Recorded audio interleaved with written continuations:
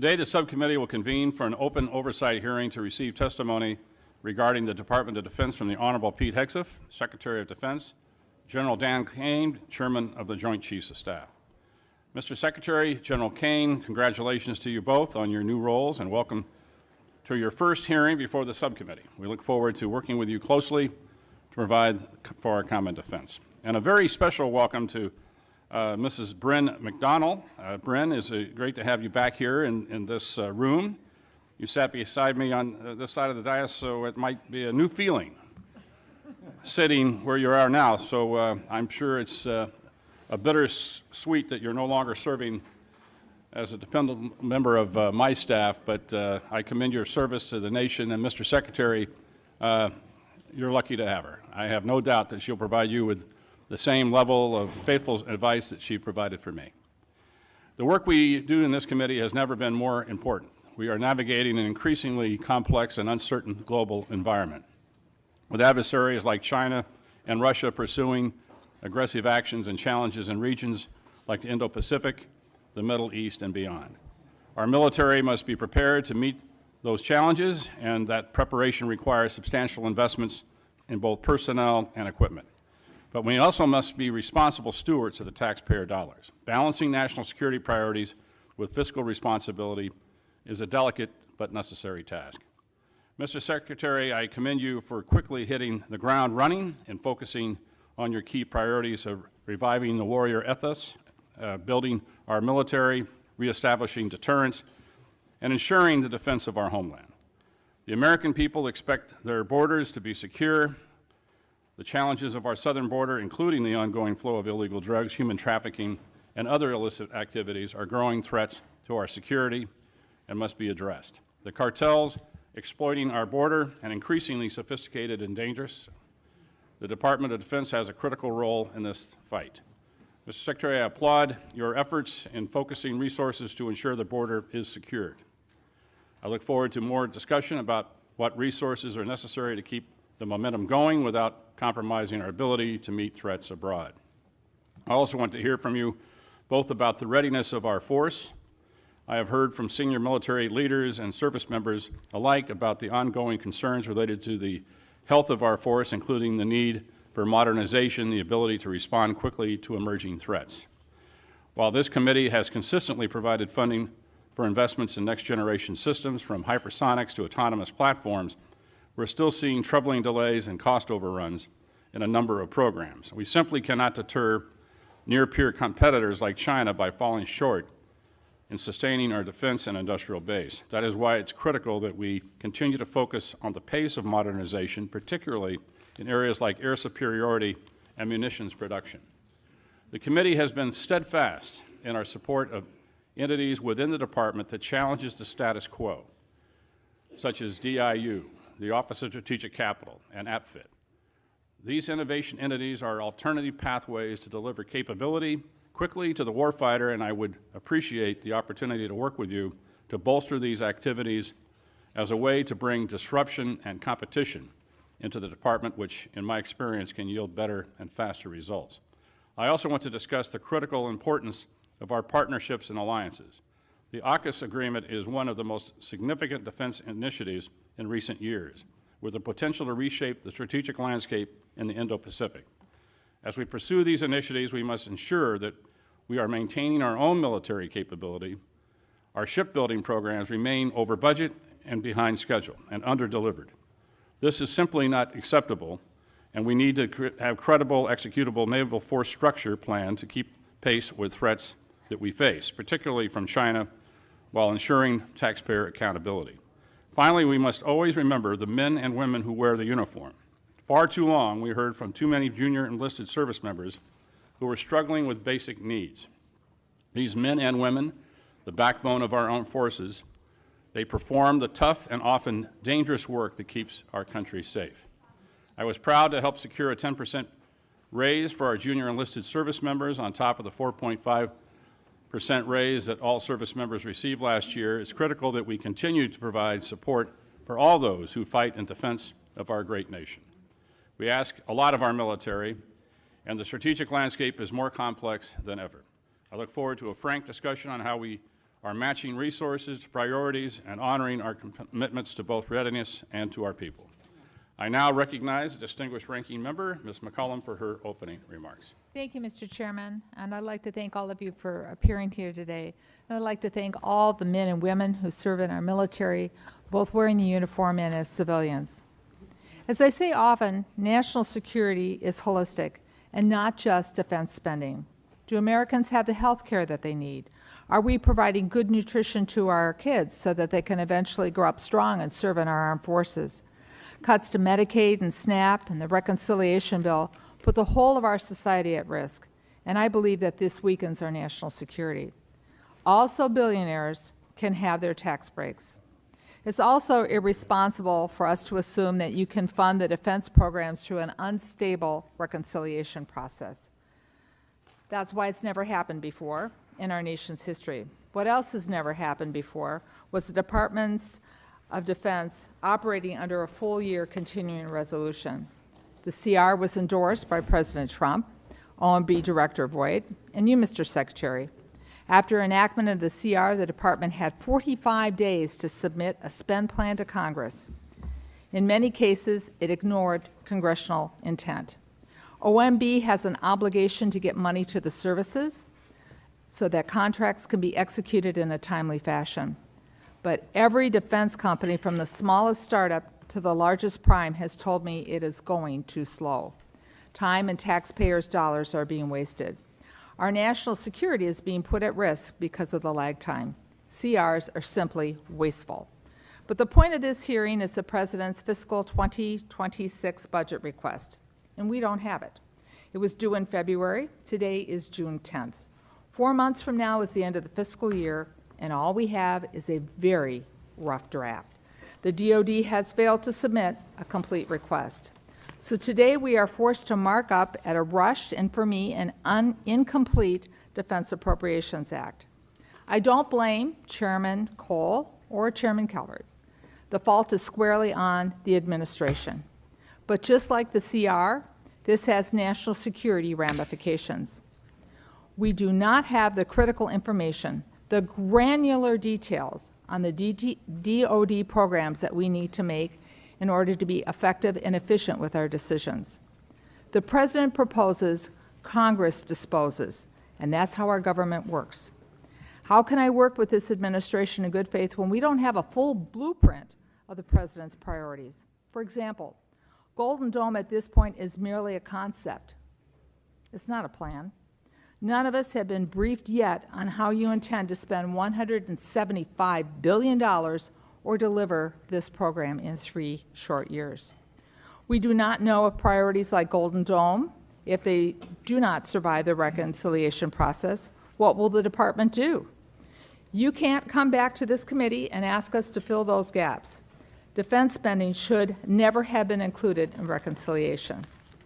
Mr. Secretary, it's still incumbent upon you to provide us with the real budget request.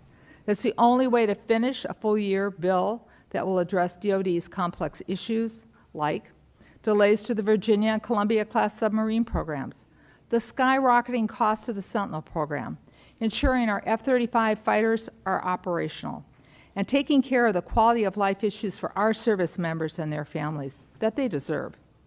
We also must understand the administration's approach to geopolitical concerns, like Russia's illegal invasion of Ukraine, or plans to address the military capabilities of the People's Republic of China, or adequately support our future military posture in the Arctic as the polar ice cap continues to melt. We don't know the answers because the administration has not submitted a budget. Mr. Secretary, let me close with this. There's no secret that we have some serious disagreements. The President's decision to call the National Guard troops to Los Angeles was premature, and the decision to deploy active duty Marines as well is downright escalatory. Active duty military has absolutely no role in domestic law enforcement, and they are not trained for those missions. I ask you, Mr. Secretary, and I ask the President, follow the law. I was also appalled by your decision to fire Chairman Brown, Admiral Franchetti, and other military leaders who served our nation with distinction. You fire them without giving a single reason why. Many Americans, myself included, have witnessed what is a deliberate effort to silence and diminish the achievements of minorities and women in the military. Their dedication, their heroism, their sacrifice on behalf of our nation deserve recognition, not erasure. As a former history teacher, I know and acknowledge uncomfortable truths about our own history. It is the only way, when we recognize them, that we move forward together. Since World War II, the department has made great strides in building a military that is more reflective of the population of this nation. That should be celebrated. It should not be reversed. That's how we build a more perfect union. We build it together. But, Mr. Secretary, today I have a job to do. We must provide the resources necessary to make sure our men and women in uniform can accomplish their missions and come home safely. And on that, Mr. Secretary, I'm sure you and I both agree. To do that, we need a budget from you as soon as possible, a complete budget. I look forward to your testimony. Mr. Chairman, I thank you for the courtesy, and I yield back.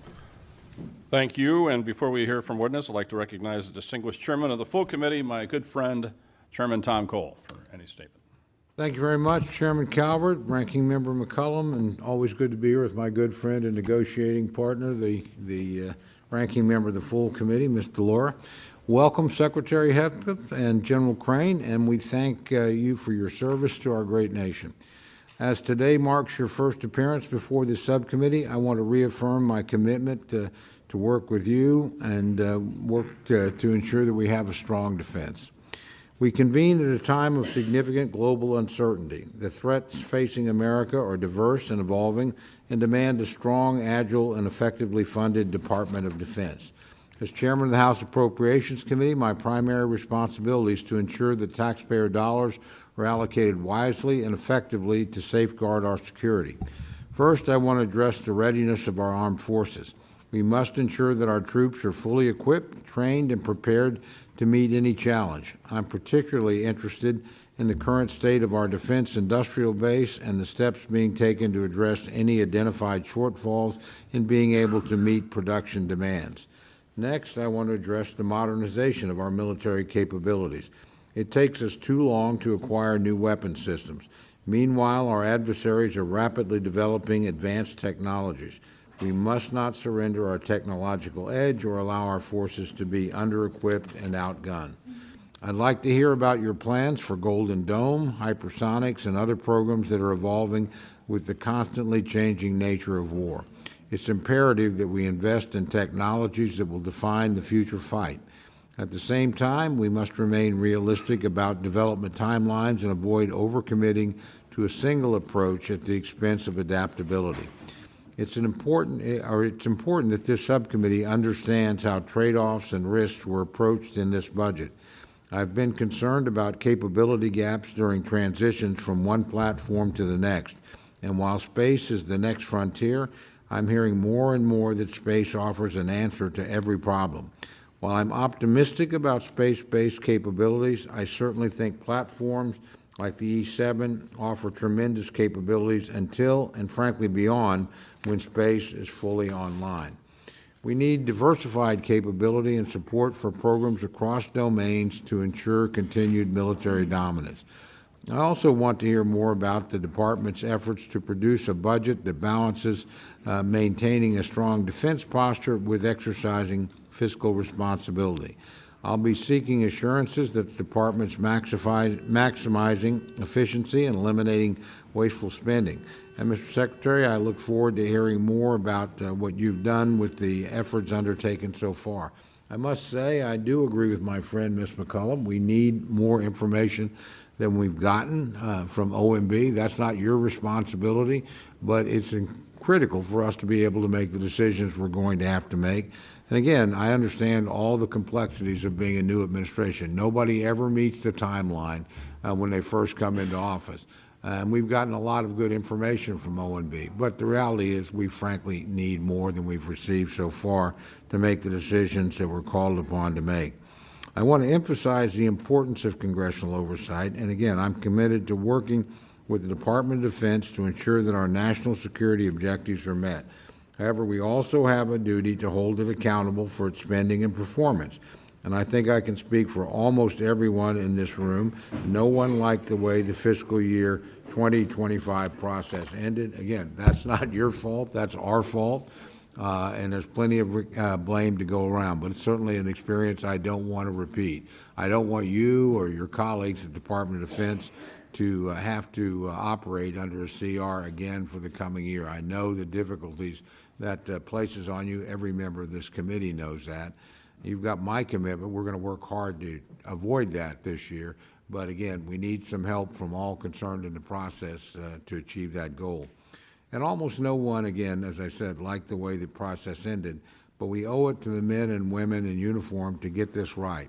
It'll require collaboration with the department to inform and produce a product that will meet that goal. I look forward to being your partner in that effort. And again, I want to thank you for being here today. And again, I want to thank you for your extraordinary service to this country before you assumed this position. I think that's one of the reasons why we've done as well recruiting, is people that are thinking about putting on the uniform of the United States have confidence in you because you've made that decision and you served this country with distinction before you ever came on this post. And leading by example is an important thing, and I want to thank you for the example you set for men and women to wear the uniform of the United States. With that, again, welcome in your first appearance, and we look forward to hearing your testimony. I yield back, Mr. Chairman. Thank you, Mr. Chairman. I'd like to now turn to the ranking member of the full committee, Ms. DeLauro, for any opening comments.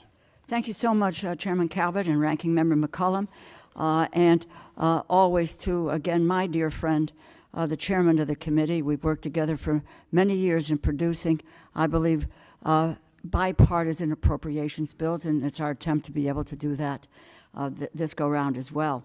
Thank you for holding this oversight hearing on President Trump's Department of Defense. To our witnesses, Secretary Hegseth, Chairman Kane, Ms. McDonnell, welcome to the House of Representatives, and thank you for appearing before us today. Defense is the largest portion of our discretionary budget, yet you have still not sent this committee a complete June, Mr. Secretary. We are marking up a defense funding bill in a few hours, and yet we have no idea what your department actually needs. We have no details as to how you want to implement your plans. We should be discussing how you plan to get our submarine programs in order, how the Black Hawk platform will be utilized into the future, and how you plan to improve our service members and their families' quality of life. It is unacceptable for us to move forward with a defense funding bill without this information, and it is regrettable that the administration has put us in this position. If we cannot complete this process on time, we risk yet another continuing resolution, which is wasteful, inefficient, and detrimental to our military readiness. Already, your methods for funding our nation's defense programs are as unwise as they are unprecedented. You backed the first full-year continuing resolution for the Department of Defense. Particularly, defense has always been opposed to moving in that direction because of the uncertainty that a continuing resolution portends for defense and for the defense industry. Now you are relying on a risky and a partisan budget reconciliation process instead of regular appropriations to fund vital programs. The appropriations process is wherein lies the power of the purse, according to the U.S. Constitution. However, this is still an essential opportunity for oversight, and the Department of Defense under your leadership is in desperate need of it. Your tenure as Secretary has been marked by endless chaos. Your first day in office, the Inspector General, whose job is to investigate waste, fraud, and abuse, was fired. Weeks later, you dismissed the chairman of the Joint Chiefs of Staff and 5 other admirals and generals. Your careless sharing of military secrets in a non-secure signal chat, which could have placed American airmen in danger, led to the firing of former National Security Advisor Waltz. You have directly fired several of your top advisors, and the ranks of civilian staff have been decimated within key agency posts, including the Defense Health Agency and the Missile Defense Agency. Mr. Secretary, of all the cabinet departments, stability at the Department of Defense is the most critical for Americans' safety and security. Going after waste in defense and an audit among contractors long overdue, as is a fresh look at defense after what we learned in Ukraine. But that requires thoughtfulness and cooperation, not rash and reckless purges of leadership and rank-and-file staff. And firings based on political loyalty are an affront to what our Constitution and our military stands for and depends on. Meanwhile, this administration has done seemingly everything possible to alienate America on the world stage and turn our back on our allies, particularly Ukraine. Our belligerent trade wars and the dismantling of our humanitarian mission all have implications for our national security.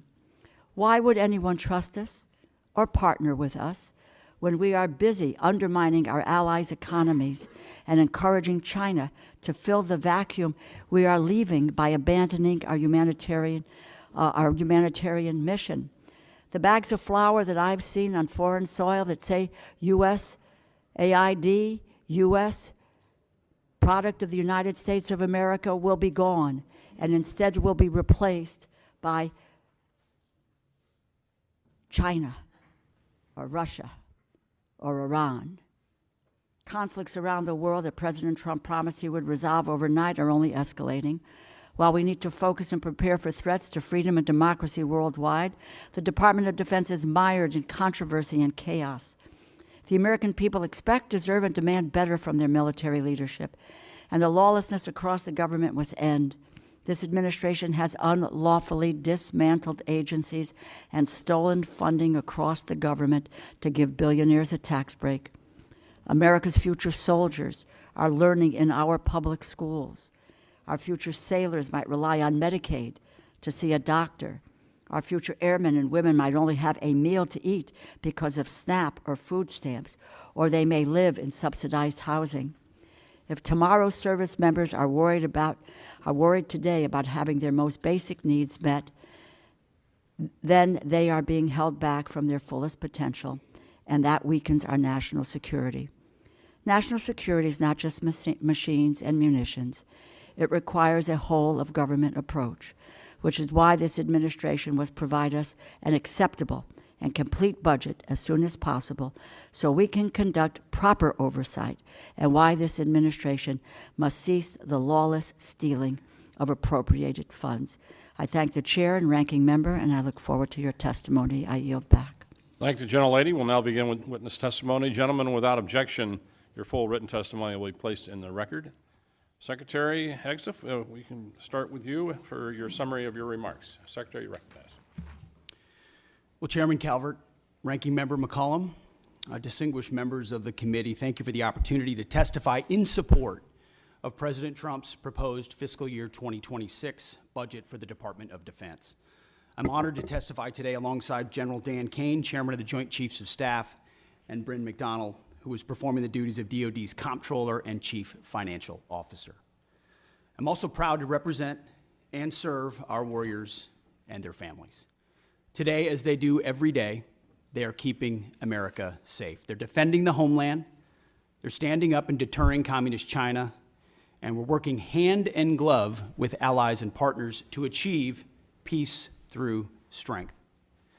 I'd actually like to start by thanking this committee and Congress for your bipartisan leadership to give our troops a big pay raise in 2025. This included an additional 10.5% raise for our junior enlisted service members, E1 to E4.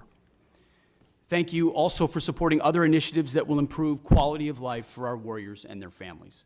With a focus on our troops and their loved ones, I've directed additional actions that will further improve their quality of life.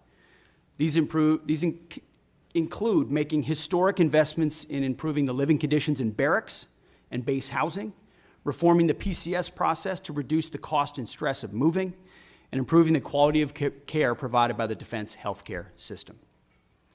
Now, the best part of my job is meeting and interacting with troops and their families. I hear their concerns. I know how it feels to face those challenges. I've been there recently. Each of these initiatives responds to feedback that I've received from the force, and I'll keep listening and looking for ways to improve their quality of life. Under President Trump's leadership, this budget puts America first and gives our warriors what they need. The $961.6 billion budget request, over $1 trillion for national security, will end 4 years of chronic underinvestment in our military. In the last 4 months, we've moved quickly to reverse course after 4 years of weakness and mismanagement. We found nearly $30 billion in savings across the department, and we reinvested those savings. We've killed wasteful programs, targeted bureaucratic excess, and redirected funding from Biden-era priorities to President Trump's priorities. We are re-optimizing the civilian workforce and repositioning resources to better support our warfighters. We're working with the Department of Homeland Security to increase border security. We've reduced China's malign influence in our hemisphere. We've defended freedom of navigation in the Red Sea. However, we still have a lot of work ahead of us to achieve peace through strength. To carry out the President's mission, we have 3 core priorities, as was mentioned: restore the warrior ethos, rebuild our military, and reestablish deterrence. First, we're restoring the warrior ethos. President Trump has charged me with focusing on warfighting, lethality, meritocracy, standards, and readiness. That's exactly what we're doing. We're focused on what's important: warfighting and warriors. We're sweeping away distractions and bloated bureaucracy. We've set standards that are high, equal, and unwavering. DEI is dead. We replaced it with a colorblind, gender-neutral, merit-based approach. Our force is responding positively, incredibly, to these changes. And thanks to President Trump, recruiting and retention is higher than it's been in decades at historic numbers. This budget provides a historic level of funding for military readiness, putting our warfighters and their needs first. Second, we're rebuilding our military. 25 years ago, our military was unchallenged, yet we squandered that advantage as China carried out an unprecedented military buildup. President Trump is correcting those mistakes. We're reviving the defense industrial base, reforming our acquisitions process, rapidly fielding emerging technologies to put the best weapons in the hands of our warfighters. This includes investment of $25 billion in the Golden Dome for America, a down payment on President Trump's priority to defend our homeland. It also commits more than $62 billion to modernize and sustain our nuclear forces. The budget allocates $3.5 billion for the F-47, the world's first 6th-generation air superiority fighter.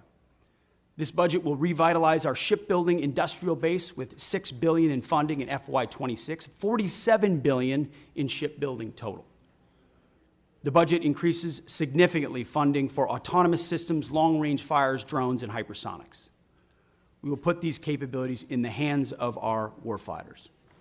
Third, we're reestablishing deterrence. When our opponent sees our well-equipped, tough-as-nails warriors, they will decide that today is not the day to test American resolve. Credible deterrence starts at home, and it starts with securing our borders. We will achieve 100% operational control of the southern border, with crossings already dropped 99.9%. It also starts in our neighborhood in the Western Hemisphere. As you know, as we've said, the Indo-Pacific is our priority theater, and China our pacing threat. That's why I've traveled twice to the Indo-Pacific region to meet with our allies and partners, and they have responded. As we shift in that direction, President Trump looks to those allies and partners to step up, to share in the burden of their own defense. He also sees them, as I do, as force multipliers alongside the United States, and we are making progress in that. As the President has rightly pointed out, it's only fair that our allies and partners do their part. We can't want their security more than they do. So the Department of Defense is executing a common sense agenda to achieve peace through strength. The threats we face are serious, and so must our investments be. So what this budget does, it matches capabilities to threats. We must overcome decades of neglect and decline. We must fortify our position as the world's most lethal fighting force, and we must act fast. This committee is our critical partner in everything we do, and your leadership and oversight is essential. So we look forward to accomplishing these goals, to achieving peace through strength, to supporting our warriors, protecting our citizens and taxpayers together with you. May God grant us the wisdom to see what is right and the courage to do it. Thank you. Thank you, Mr. Secretary. General Kane, you're now recognized for your remarks. Thank you, Chair Calvert, Ranking Member McCollum, other leaders, members of the committee. I'm honored here today to join Secretary Hegseth and Ms. Bryn McDonald to appear before you today to testify on the President's fiscal year 2026 budget. Today's hearing reflects our shared commitment to maximize efficiency, accountability, and lethality to our taxpayers' investments, ensuring that every expenditure increases the survivability of our joint force, providing our warfighters with the advanced capabilities and capacity and cutting-edge technologies required to dominate our adversaries. I have deep gratitude for everyone in this room and your commitment and cooperation to help us deliver the capability and capacity for our 2.8 million members of our joint force, the civilians that serve alongside us, and of course their families, all required to work together to deliver, as the Secretary said, peace through strength. It is my responsibility as chairman to understand the global set of conditions, advise the Secretary, and integrate our joint forces to confront and manage risks worldwide. This demands a comprehensive understanding of all domains: space, cyber, air, sea, undersea, all military services, each region, and at times our allies, partners, of course, as we consider carefully what they bring to the table, and to inform the decisions that you'll make to give us the finite taxpayer dollars required to ensure the greatest strategic impact with that investment. The President's budget enables the joint force to defend our great nation against adversaries seeking to do us harm. We are relentless in our pursuit of innovation and technology that allows us to deter our adversaries at every opportunity, while ensuring we're positioned to win on the battlefields of the future when called upon. This budget empowers the joint force to get after Secretary Hegseth's 3 pillars, as he mentioned: restoring warrior ethos, rebuilding our military, and reestablishing deterrence, and ensures, from my perspective, the joint force is properly armed, globally integrated, and ready. The President's budget invests in our warfighters. To win on the battlefields of future, as I said, our forces must be properly armed with the right capabilities: lethal, modern, reliable, survivable, and at scale. Victory requires people and platforms that will overmatch the enemy day after day. Systems that will be required to operate under the harshest of conditions, and technologies that will give our warfighters the decisive edge that they deserve. This budget gives us the necessary tools to reinvigorate our national and defense industrial base. Our nation is full of incredible talent, and we need to get every bit of it moving in the same direction. This budget also helps the joint force get globally integrated. I think we're relationship entrepreneurs within the joint force, which requires us to work together with the military, our allies and partners, industry, and of course the interagency to be connected before crisis begins. Finally, the President's budget reflects our mandate to stay ready, always on the account, anticipating the next fight, not fighting the last fight, and delivering for our force and their families. Our force and our families are the last and most important part of this budget. This budget makes meaningful investments in our service members and their families, improving quality of life, housing, medical care, and the moving process. Along with our most precious asset, our people must be properly armed, integrated, and ready. I also want to highlight the service member over my right shoulder quickly, the senior enlisted advisor to the chairman, who will retire after 37 years, Sergeant Major Troy Black. He didn't know I was going to say this today.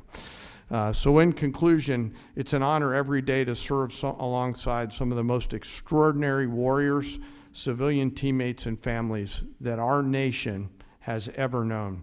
I assure this committee that the joint force remains committed and capable and ready to defend our nation. With your continued support and prudent investment, we'll maintain that competitive edge at scale. I want to also remember today our deployed and their families who are out there on the front edge of our nation, making sure that we're safe here in this committee room today.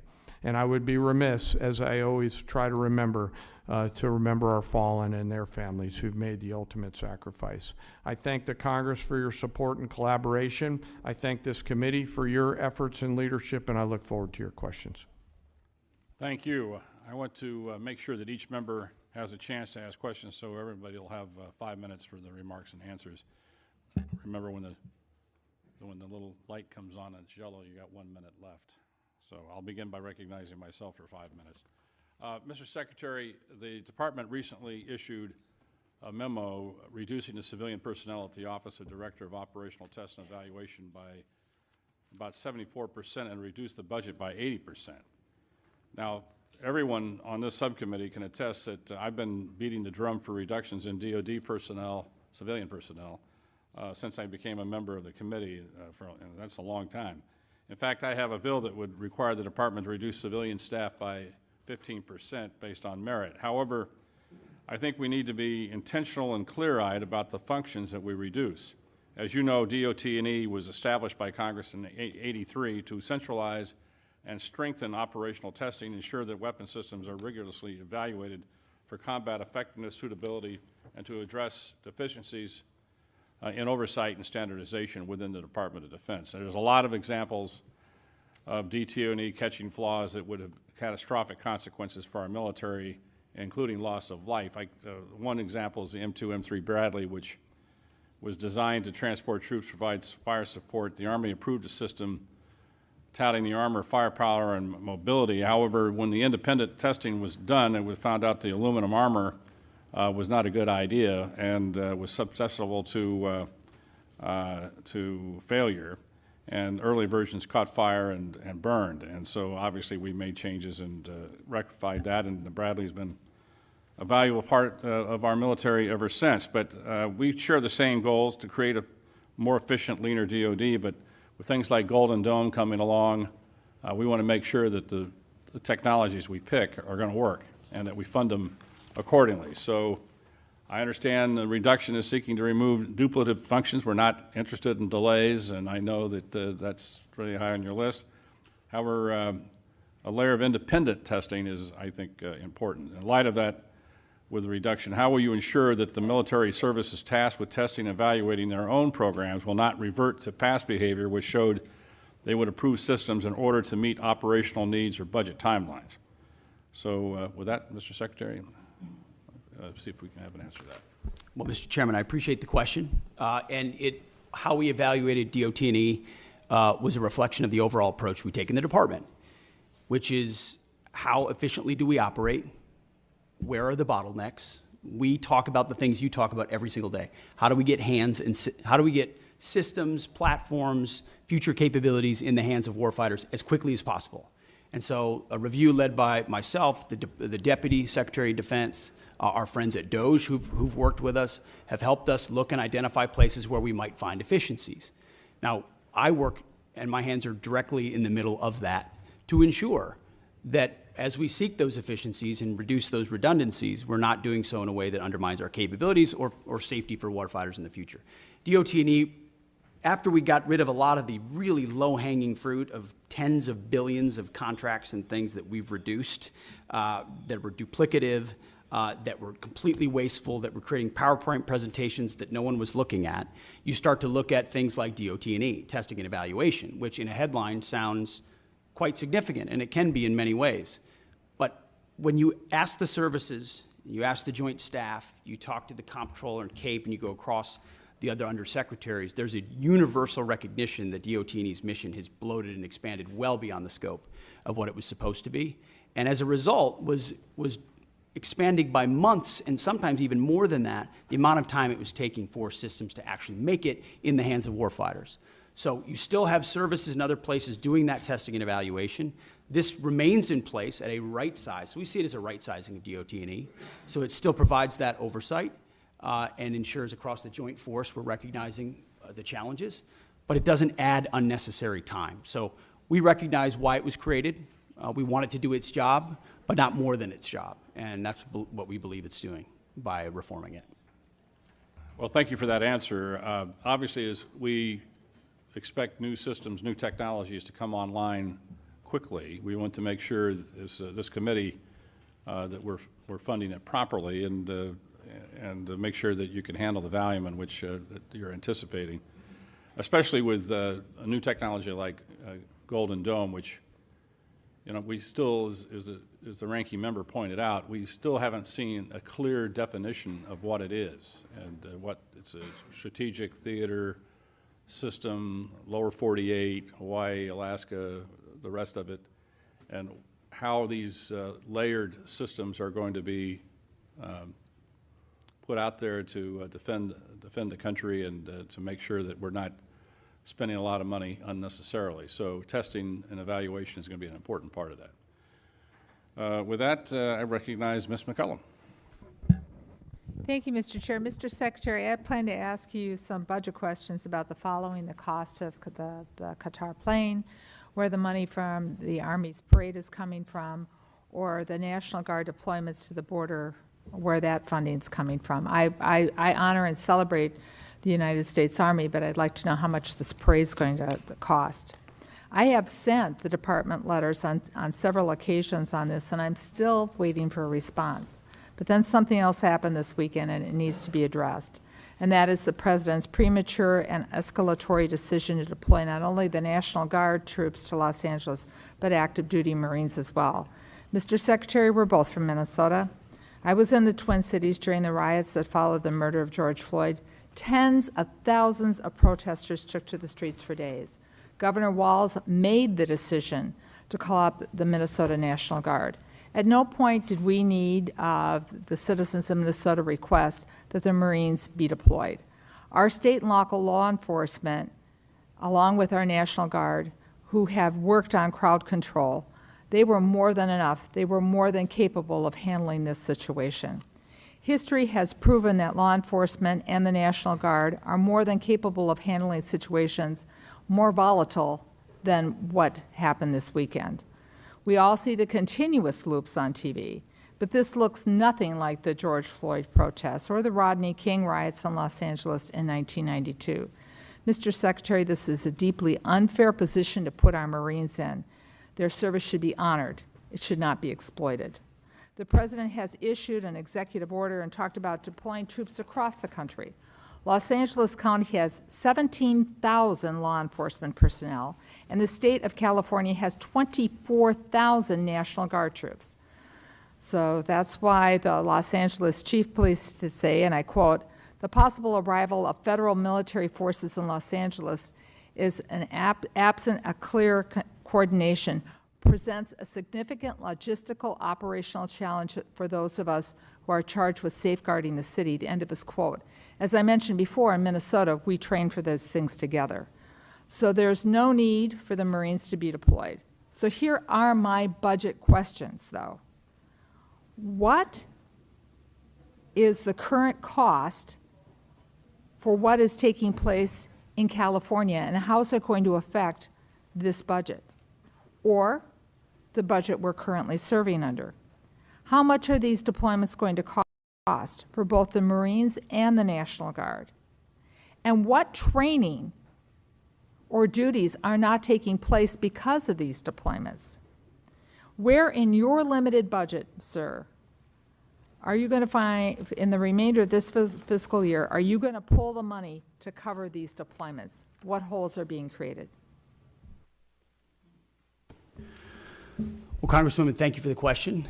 You are right. We are both originally from Minnesota, which is why I recall 2020 quite well, when Governor Walz abandoned a police precinct and allowed it to be burned to the ground, and also allowed 5 days of chaos to occur inside the streets of Minneapolis. The police precinct, ma'am, was abandoned and burned to the ground. And because of that, the National Guard was eventually far too late mobilized. And President Trump recognizes a situation like that, improperly handled by a governor, like it was by Governor Walz, if it gets out of control, is a bad situation for the citizens of any location. So in Los Angeles, we believe that ICE, which is a federal law enforcement agency, has the right to safely conduct operations in any state and any jurisdiction in the country, especially after 21 million illegals have crossed our border under the previous administration. ICE ought to be able to do its job, whether it's Minneapolis or Chairman, Los I have Angeles. limited time. I asked a budget And they are question. being- Could the Secretary please address the budget? Thank you. You asked about the situation in Los Angeles, and we believe asked about ICE the budget. agents should be I allowed to be asked about the safe in budget, doing sir. their operations, and we have deployed National Guard and the Marines to protect them in the execution of their duties, because we ought to be able to enforce immigration law in this country, unlike what Governor Walz did in 2020. There are 17,000 LAPD, you mentioned that. There would be 18,000 if not for the defund movement that folks like Gavin Newsom and Karen Bass have Chairman, implemented. If The police chief if, said Mr. she was Chairman, if overwhelmed, the Secretary's not so we going to helped. ask the budgetary questions, I will yield back my time if the Secretary refuses to answer the budgetary questions I put before him. They're important. What training missions aren't happening? Where are you pulling the money from? And how are you planning this in the moving forward? These are budget questions that affect this committee and the decisions we're going to be making in a couple of hours. If you're not going to answer them, please let the chairman know, and I will take back my time and I will yield it back to the chairman. Mr. Secretary, I want to just let us know what accounts you're pulling the money to fund. Thankfully, unlike the previous administration, we've got a 13% increase in our defense budget, and we will have the capability to cover down on contingencies, Mr. which is something the Chairman, National Guard I and the Marine back plan my for. time. So we have the funding to cover down on contingencies, especially ones as important as maintaining law and order in a major American city. As far as training, all of the units on the ground have been fully trained in their capabilities of what they're executing on the Chairman, ground. ask for budgetary. If he needs to get back to the committee with the numbers, I'd appreciate it, both current and present. Happy to Thank submit you. them for the record. Gentlemen will receive an answer to the question for the record. Gentleman from Oklahoma, Mr. Cole. Thank you very much, Mr. Chairman. Mr. Secretary, again, welcome. As I mentioned in my opening comments, I'm very concerned about retiring legacy systems. They need to be retired, no problem there, but doing it too fast and not having replacements coming online. I've got a particular concern where E3s, as my colleagues know, AWACS, there's 31 of them in the fleet, or there were. 15 have been retired since 23. They fly out of Tinker Air Force Base for the most part, which is in my district, hence my parochial, but I think legitimate interest here. Very interested in seeing, and this committee's done some important work in positioning us to acquire and field E7s. It's not a new technology. Our friends in Australia use it. Our friends in the United Kingdom use it. It's much superior to what we have. And so, again, this is one of the areas where we're concerned where we don't have the budget information from OMB we'd like. So I'm curious about what your thoughts are on the platform and replacing them. Do you have any idea about the speed and costs that you're planning to move in that particular area going forward? Well, I appreciate the question, Mr. Chairman. And priorities and decisions are what we're in the business of on the budget side, on the capabilities side. And I think President Trump has charged us with making the big, difficult decisions after a lot of deferred maintenance and deferred decisions to ignore parochial priorities in large part and focus on what the department needs and where it needs it and when it needs it. And that means some tough calls. And there are platforms we've supported as a result, and there's some platforms and systems that we won't support going forward because the services have requested it, or we've identified those are systems and platforms that don't orient toward a future threat. I mean, we've learned a lot from what's happened in Ukraine. We've learned a lot from what China is attempting to do and the systems they're building. So if we have systems and platforms that are not survivable in the modern battlefield, or they don't give us an advantage in a future fight, we have to make the tough decisions right now. That's my job, that's the chairman's job, and it's our job to fund those new systems and make tough calls. So the E7 is an example of that. We're going to fund existing platforms that are there more robustly and make sure they're modernized. But we believe most of the ISR, or a great deal of the ISR in the future, will be space-based. And not in a scientific space-based, we hope we'll get there, but in a we're funding capabilities that will surpass some of those airborne capabilities. So we're willing to continue to review things like the E7, but from our view, investments in existing systems that carry forward that capability alongside even bigger investments in space-based ISR gives us the kind of advantages we need on a future battlefield. I think, it's a I good think example. that's a fair point. I would point out, I've been on this committee a long time. I watched the U.S. Army waste $29 billion on the future combat system because it was going to be so great. And it didn't, and we wasted a ton of money. We got a platform here that works. Space is great. It's unknown, it's undeveloped, and I would just urge you to look at this pretty carefully as you make the decision. We certainly will as a committee. I don't know how much time I've got left because the clock's not running. You're the chairman, so. Well, that's, I will try and be respectful to the committee and certainly respectful to our witnesses. I have one other quick question, if I may, and I think probably a lot of members have had these concerns. Look, I'm largely very much in favor of the hiring freezes and some of the things you've done personnel-wise, so this is not a criticism, but I do hear that we have certain exempt positions, like aircraft mechanics, like firefighters. We're having a problem with that. Again, Fort Sill, I got the home and the field artillery and air defense artillery as well. It's a pretty military district. Nobody's being critical, but we're having a hard time getting, these are exempt categories, those filled. Can you sort of tell me where we're at on that? Because these are mission critical people. It's a great question, sir. It's something we're paying very close attention to. In fact, we meet on it multiple times a week. It includes shipbuilding capabilities, childcare centers. There are a lot of positions that affect our industrial base, our capabilities, or our families that we are working diligently to ensure we're getting those exceptions as quickly as possible, those waivers. But we're also trying to do right by right-sizing the civilian force, which has gotten too bloated too fast and has mostly been right-sized through voluntary separations through DRP. So I acknowledge that. And we can get you a full list of the exemptions as well to make sure you understand where we're making trade-offs. I'd appreciate that very much, Mr. Secretary. Thank you. Thank you, Mr. Chairman. Yield back. Thanks for your courtesy. Thanks. Gentlemen, Mr. Lauro. Thank you very much, Mr. Chairman. I'd like to focus, Mr. Secretary, my question on submarines and our national security, our military shipbuilding, and as I said specifically, submarines, critical investment for national security and for the economy of my home state of Connecticut. This is a yes or no question, Mr. Secretary. Do you agree that continued investment in the Department of Defense in submarine production is in fact critical to the United States national security and military readiness?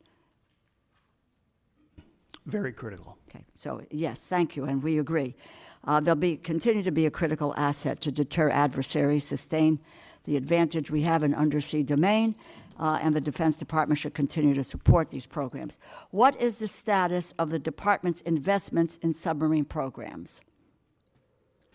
14% increase in FY26 on the Columbia, and a substantial increase in the Virginia as well. So we're ensuring a submarine industrial base that has been left behind, that has been neglected, is fully invested. We to have make sure funded we're the speeding submarine up on base funding here. the submarines.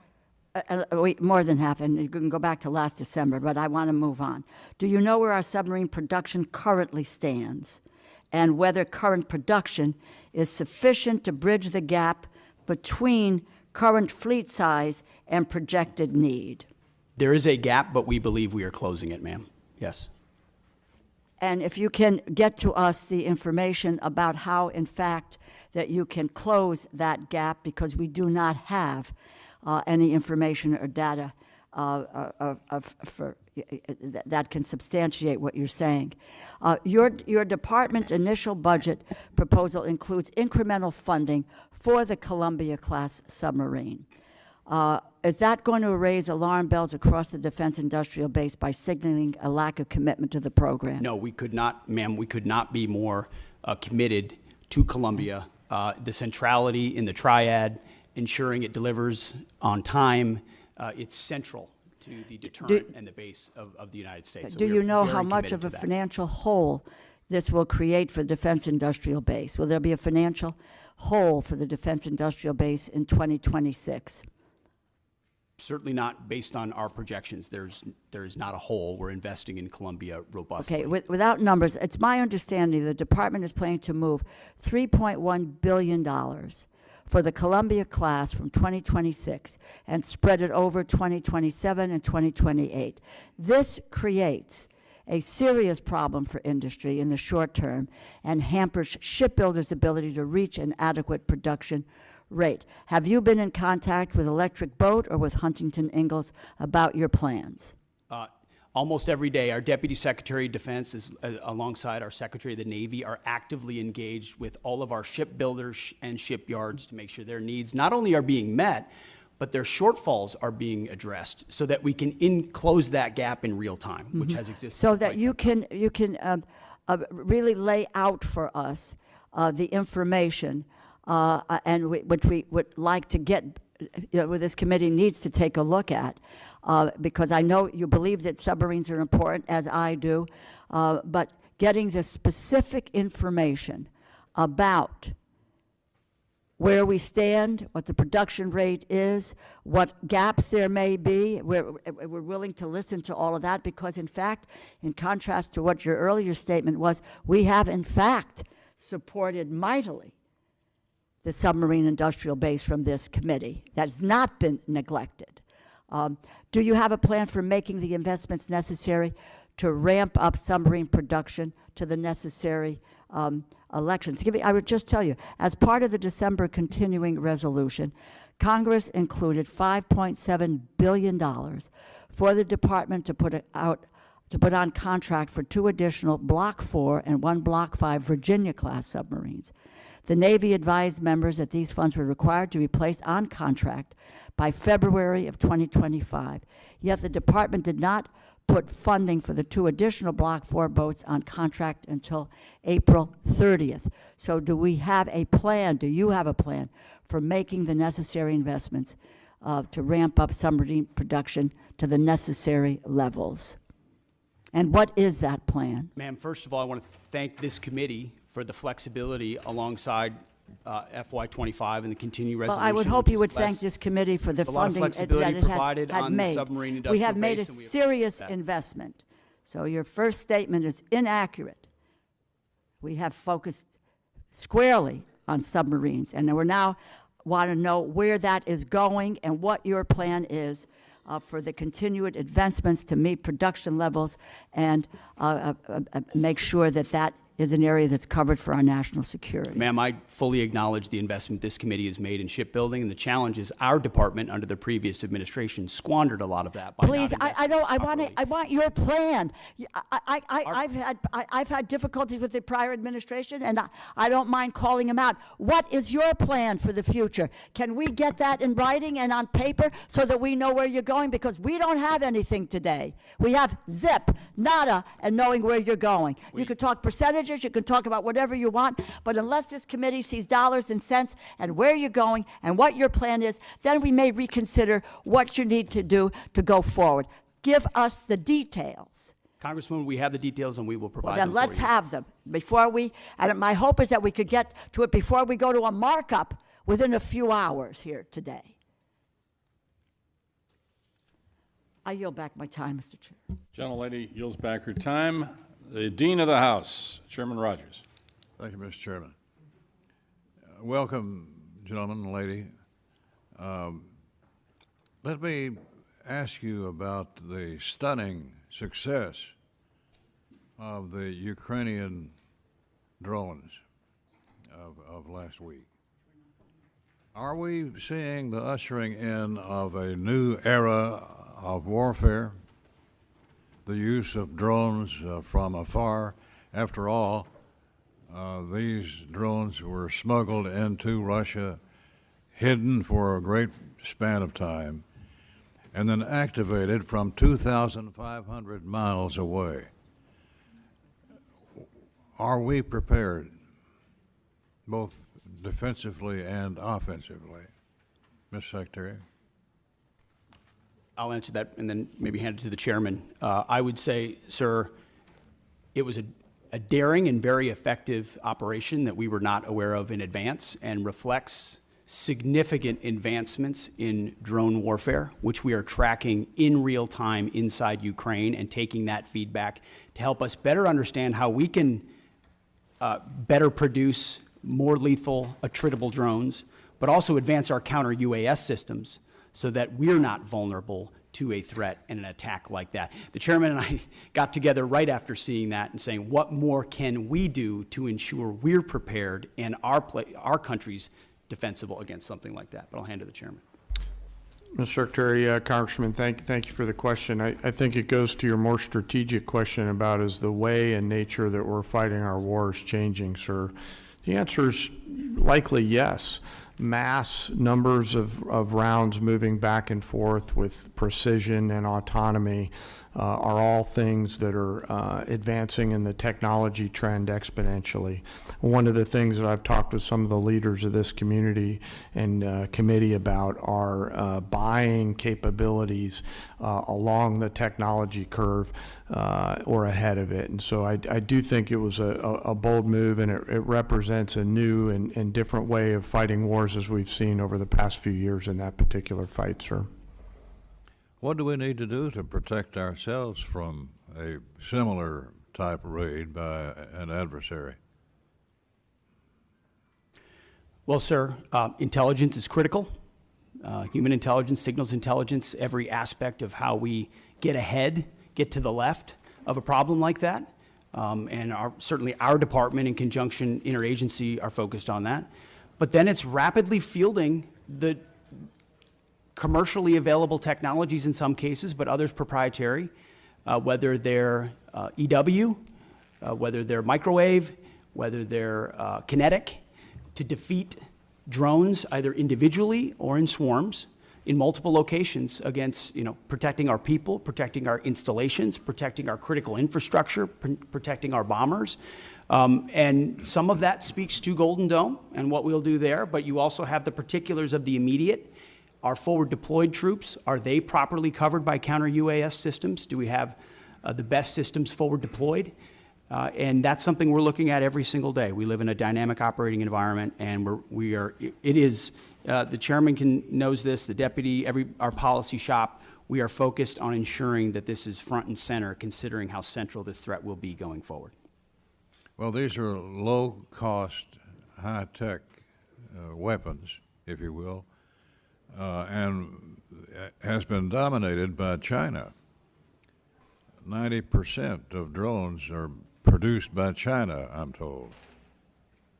What does that tell us about what we need to do here at home? Well, sir, it's not just, first of all, making sure we're less reliant on Chinese technology in any part of the supply chain, which is something we can speak to because that's been an aggressive part of our effort at DOD. But also recognizing it's not just China. Of course, Iran invests substantially in drone capabilities. And then learning a lot from partners on our side, like the Ukrainians who have developed systems and fielding that quickly. So commercially available, attritable, that we can produce at home is important to us. Congratulations to all three of you, and we wish you well. Yield back. Thank you, sir. Thank the gentleman for a question. Real quickly, is it the press stories accurate that 40% of the long-range bombers from Russia were destroyed in that attack? Is that an accurate number?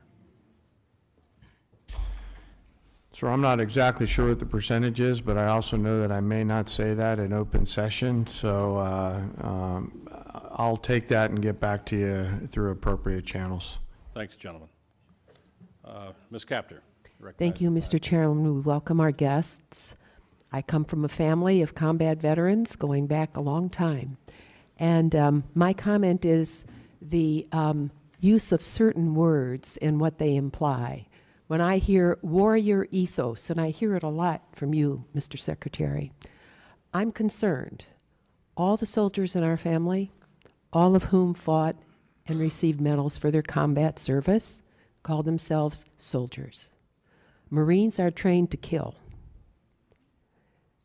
In terms of domestic policing, our police and our National Guard at the state level, carefully used, but also our state police are used in civil enforcement, and they are good. I don't need any reply. I just am concerned about what those words you often utter actually do in people's minds and change the language we have used since the founding of this republic. So that is a concern of mine. I wanted to go to the General and Chairman, if I could. We've heard a lot this morning about Defense Industrial Base. And this is something I ran for office on a long time ago.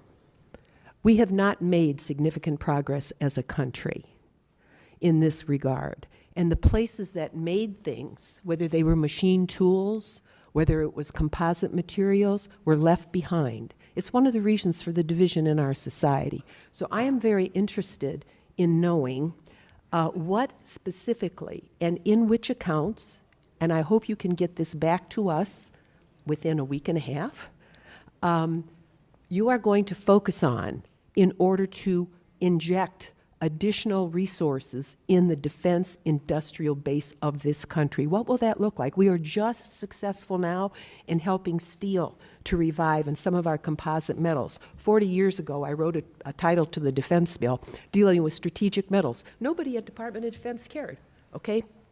So I'm interested in which accounts, if you could kindly get back to me on that, and when you say defense industrial base, budget-wise, in which accounts, what does that mean? All right, I don't expect you to answer it now.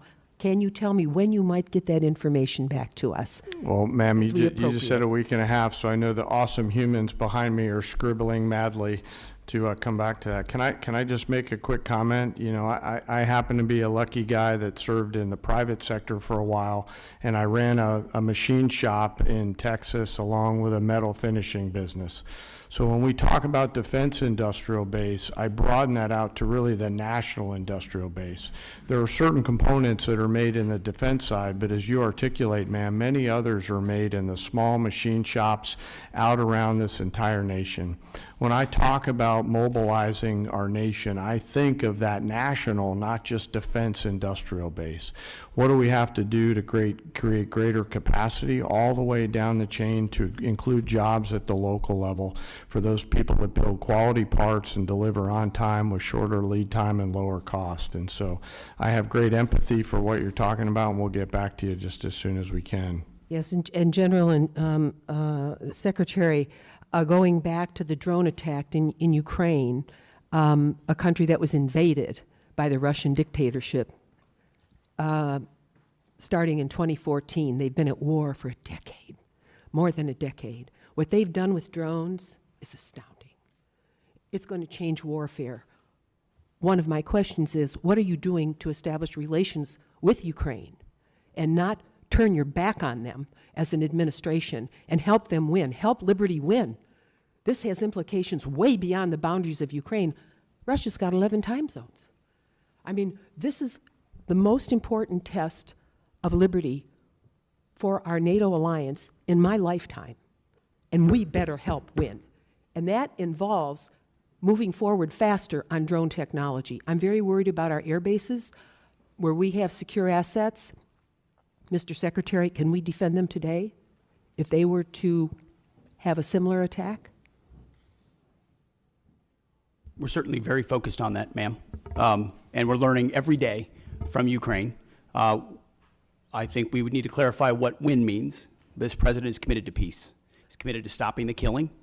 And he was not in office when it started in 2014. There were no additional incursions in his first term. And then under the previous administration, Vladimir Putin sought to take Ukraine. We're committed. This administration's committed to peace, to stopping the killing, and we think that serves Did you just American leave interests. Ukraine, Mr. Secretary? Did you just leave Ukraine? Gentle lady's time has expired, but if you can get I did back not leave to Ukraine. us on that. No, that ma'am. Have would you be great. visited Ukraine? No, ma'am. My first trip there, sir, was Gentle lady's 1973. I yield time back. has expired. Mr. Carter, you're recognized for 5 minutes.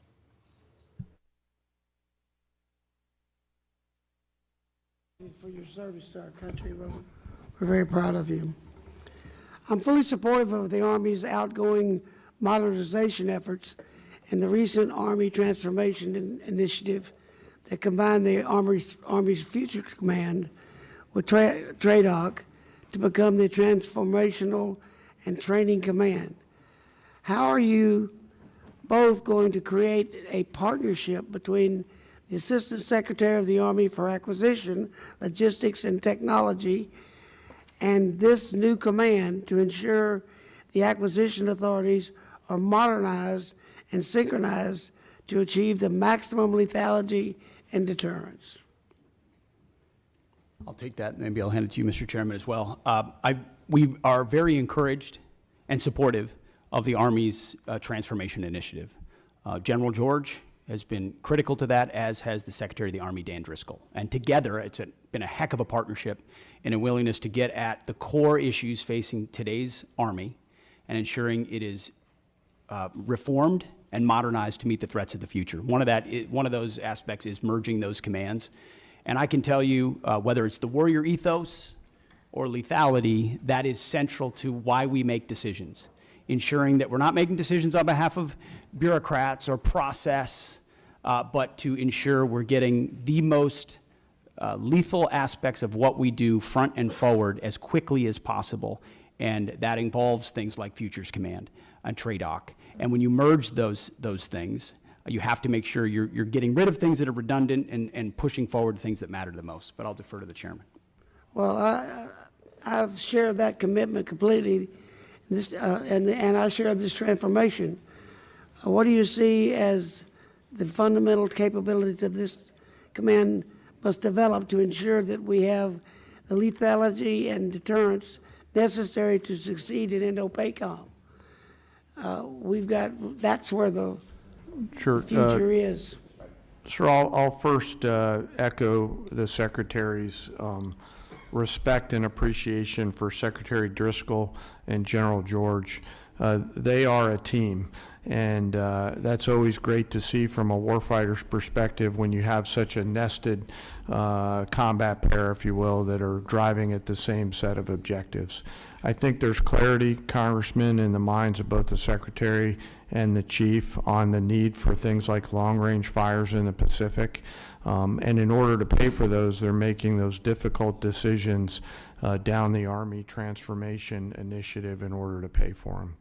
Well, when we started talking about the Futures Command, one of the things that I was hoping we would do is we would not get a project stacked up on somebody's desk and stacked that high, and when he got down to checking on that, oh, that goes to you, and it goes on top of another, on the bottom of another stack that high. And so we get delayed and delayed and delayed and delayed in certain areas of bureaucracy. I think that is dangerous for our country as we look forward in Indo-PACOM. Yes, and that's sir. why I asked the question. Another issue that's very important, the department has historically relied on outdated production techniques of energetic manufacturing, which may have remained unchanged since the Second World War.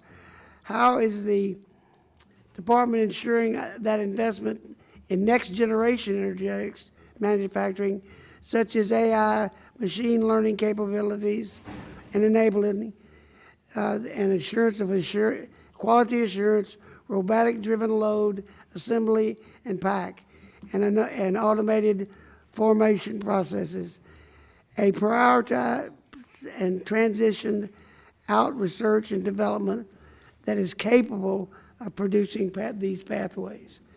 In other words, a modern way to load and turn out ammunition in the simplest terms. We're robustly funding things like DIU, like SCO, like the Office of Strategic Capital, to ensure that commercially available options, other companies are able to compete that traditionally are not involved in procurement at the Defense Department, so that the valley of death is eliminated, and you're able to bring in actual competition and dynamic solutions. Otherwise, ammunition's a great example. It's very antiquated in many cases. We're still making rounds the way we made them after World War II. You have to project out what you want to make, send that signal to industry, and then allow innovators to enter that space so they can bring new technology and rapidly field those new technologies. Otherwise, you're stuck doing it the same way you've always done it. Sir, I was going to add something, but I'll hold off if you're going to roll. If you can get a written response to the Yes, sir. gentleman from Texas on that. That's a concern to all of ours, is to modernize our manufacturing capability for we can get back manufacturing to the United States. Well, Mr. Cuellar, you're recognized. Thank you, Mr. Chairman. Mr. Secretary, and all three of you all, welcome and thank you for your service. I represent an area from San Antonio all the way to Laredo, the border. In San Antonio, we got Joint Base San Antonio, the largest joint base in the Department of Defense that contributes over $151 billion to the Texas economy. We support 266 mission partners.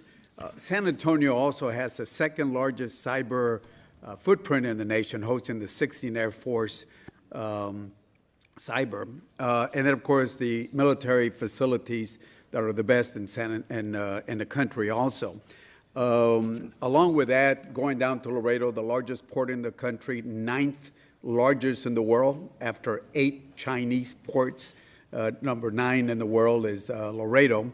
And my question, Mr. Secretary, has to do with one of your plans, and ask you to, welcome you to San Antonio, let the San Antonio folks come in. It has to do with Army, U.S. Army North and U.S. Army South. I'm not going to go with their missions or critical mission, but what concerns us in San Antonio, both the Democrats and Republican members of Congress and senators, we're concerned that, in setting up a Western Hemisphere command, which I think it's a good idea, that you move it away from a place like San Antonio, where, we have the infrastructure, the personnel, the community partnerships to work with you on this. And I say this because I think your testimony has about 11,900 troops that are down there working with the Homeland, which I support.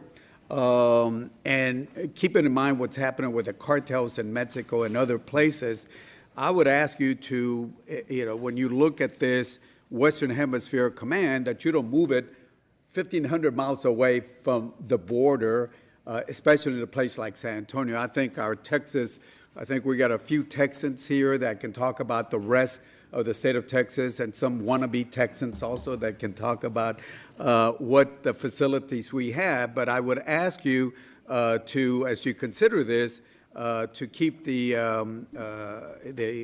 command, Western Hemisphere Command in San Antonio. Well, sir, count me amongst some of the wannabe Texans. Tennessee's close enough. Hey, we got no state income tax. Keep that. It's true. I appreciate that concern.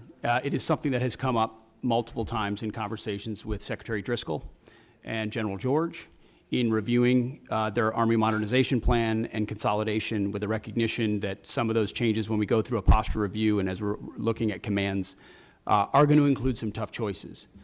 Some of that includes ranks and positioning, but you still are going to have, at some level, a south and north bifurcation. The question is where that is headquartered, and we are in an ongoing review on that, of exactly where that will shake out. But I would encourage continue deliberation with Secretary Driscoll. They have been thoughtful about it and will continue to be. And I understand that there's decisions that have to be made, efficiencies and all that, but just ask you, as you look at that, if we're doing so much investment on the border, yeah, we already got the infrastructure down there in San Antonio and all the support from the other military bases across the state of Texas and the partnership, I would ask you and the Secretary to please, before you make a decision, go drink the water, go, feel what we have in San Antonio and the surrounding areas in Texas, to consider that instead of just making a decision by the paper on that. And certainly ask you to consider also the second largest footprint that we have at cyber there in San Antonio, and working with the top cyber university, UTSA there. And of course, the military facilities that we have, which are in the best. And certainly during the Afghanistan and Iraq war, that area was looked. So I just ask that before any decisions were made, consider making a trip to San Antonio and have your folks understand. And I know some of y'all have been in Texas before, and would ask you to look at that. So with that, Mr. Secretary, and all of y'all, thank you for your service. Well, noted, sir, and thank you for your contributions to securing the border, which has been a huge priority for President Trump. We're going to get 100% operational control, and it's because of support from folks like you. Thank you. Thank you for your service. Thank you. Thank you, gentlemen. Chairman Womack.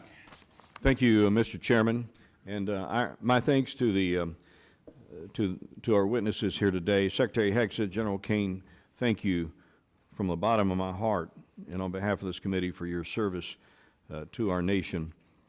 Obviously, we face a number of challenges and pacing threats across the globe in all domains, and we have to ensure that the joint force is ready to fight and win our nation's wars. So let me begin with General Kane. What risks do the recent force structure changes or proposals in the Army and Marine Corps present to the joint force, given your global force integration responsibility? Can you speak to that for a minute? Yes, sir. And I'll be mindful of the environment that we're in and speak broadly, and thank you for the question. You know, we are having to make some difficult choices to pivot some of the combat capability that we have now to the combat capability that we need in the future. Both services, alongside the Department of the Navy and the Department of the Army, are making those changes in order to provide us with the combat capability and capacity that we need at scale to create the dilemmas that we have to deliver for the joint force and our adversaries. So at this point, you know, we're doing the right pivots, Congressman, to make sure that we have the right depth that we need. Secretary Hegseth, both of you understand the unique value proposition that the National Guard provides the joint force, having served. And gosh, for a long time, it was just me and Hal Rogers up here as the Guard guys. So it's good to have some company. As we're looking to be efficient with federal dollars, I always kind of believe that the Guard and the reserve component structure in general brought what I called value to the force. That I realize it's probably not at the same level of proficiency that the active duty counterparts might have, but they bring value to the force. And when we need to surge responsibly and quickly, then the Guard and Reserve are certainly at the ready to do that. My question is pretty simple.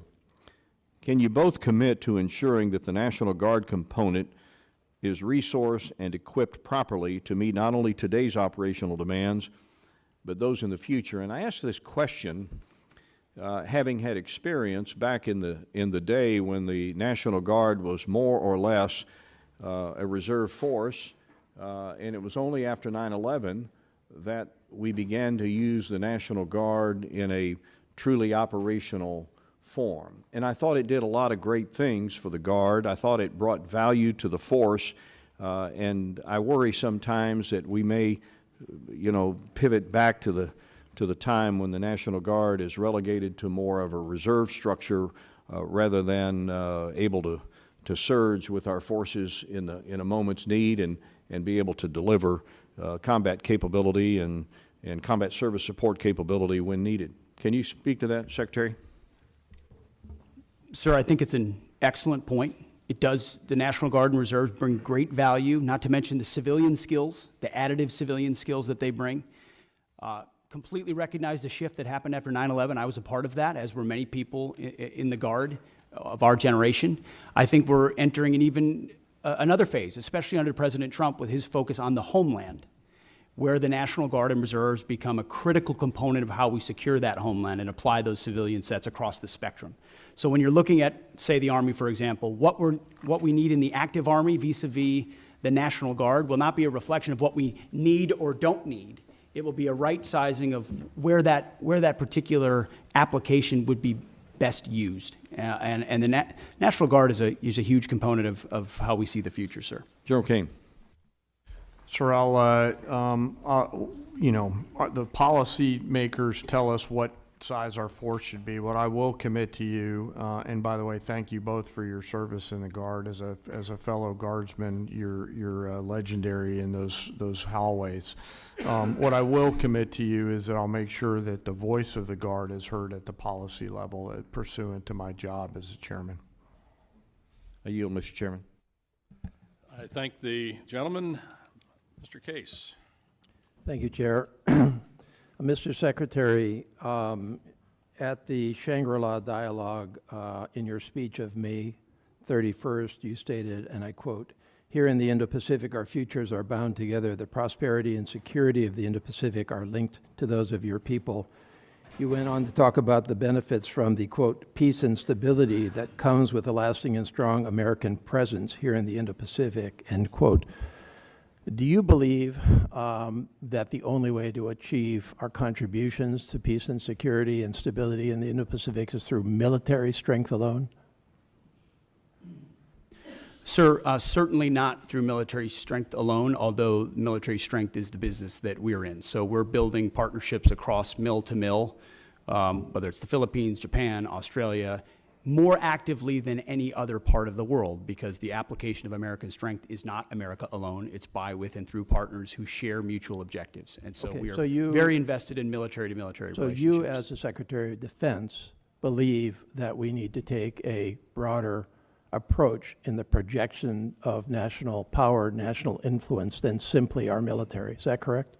Well, sir, that's not my job. My job is the military application. So Yes, but- others will determine the broader spectrum of that, but it's always useful to have other applications of Okay. power as well. But how others actually do that does impact your job in running our military, right? I mean, your military operations, your military presence, your mill-to-mill relationships that I agree are important are all going to be impacted by our non-military projection of power, influence, and assistance throughout the Indo-Pacific. Is that correct? I would just say that from my 2 recent visits to that region, meeting with many of those ministers of defense multiple times, their focus is what capabilities can we share together, interoperability and capabilities that establish deterrence, because the most important message America can still send, and they can still send, is hard power capabilities. What can we project? Where can we project it? As the chairman said, what dilemmas can we create? That's the business that we're in. And so we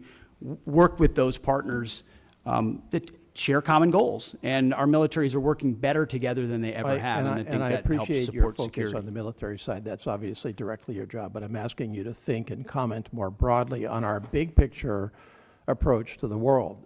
This administration, for example, has proposed to reduce the State Department by $8.3 billion, the Economic Support Fund, the Development Assistance and Democracy Fund, and the Assistance for Eurasia. This administration has illegally sought to destroy the U.S. Agency for International Development, and in its budget request, reduce it significantly down to close to zero. This administration has proposed to reduce the international narcotics control and law enforcement effort by $1.2 billion. This administration has proposed to eliminate the Millennium Challenge Corporation, or not eliminate it, but reduce it by $1 billion, a significant reduction.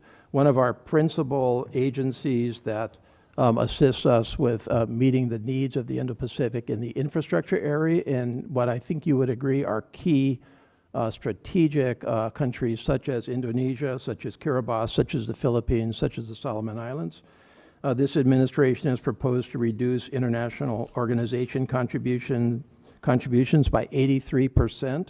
This administration is not following through on commitments that we made to the freely associated states, all of which are strategically critical to this country, to expand veteran services in those 3 countries, Palau, the Federated States of Micronesia, and the Marshall Islands. This administration appears to be slow walking the resurgence and expansion of the Peace Corps throughout the Indo-Pacific.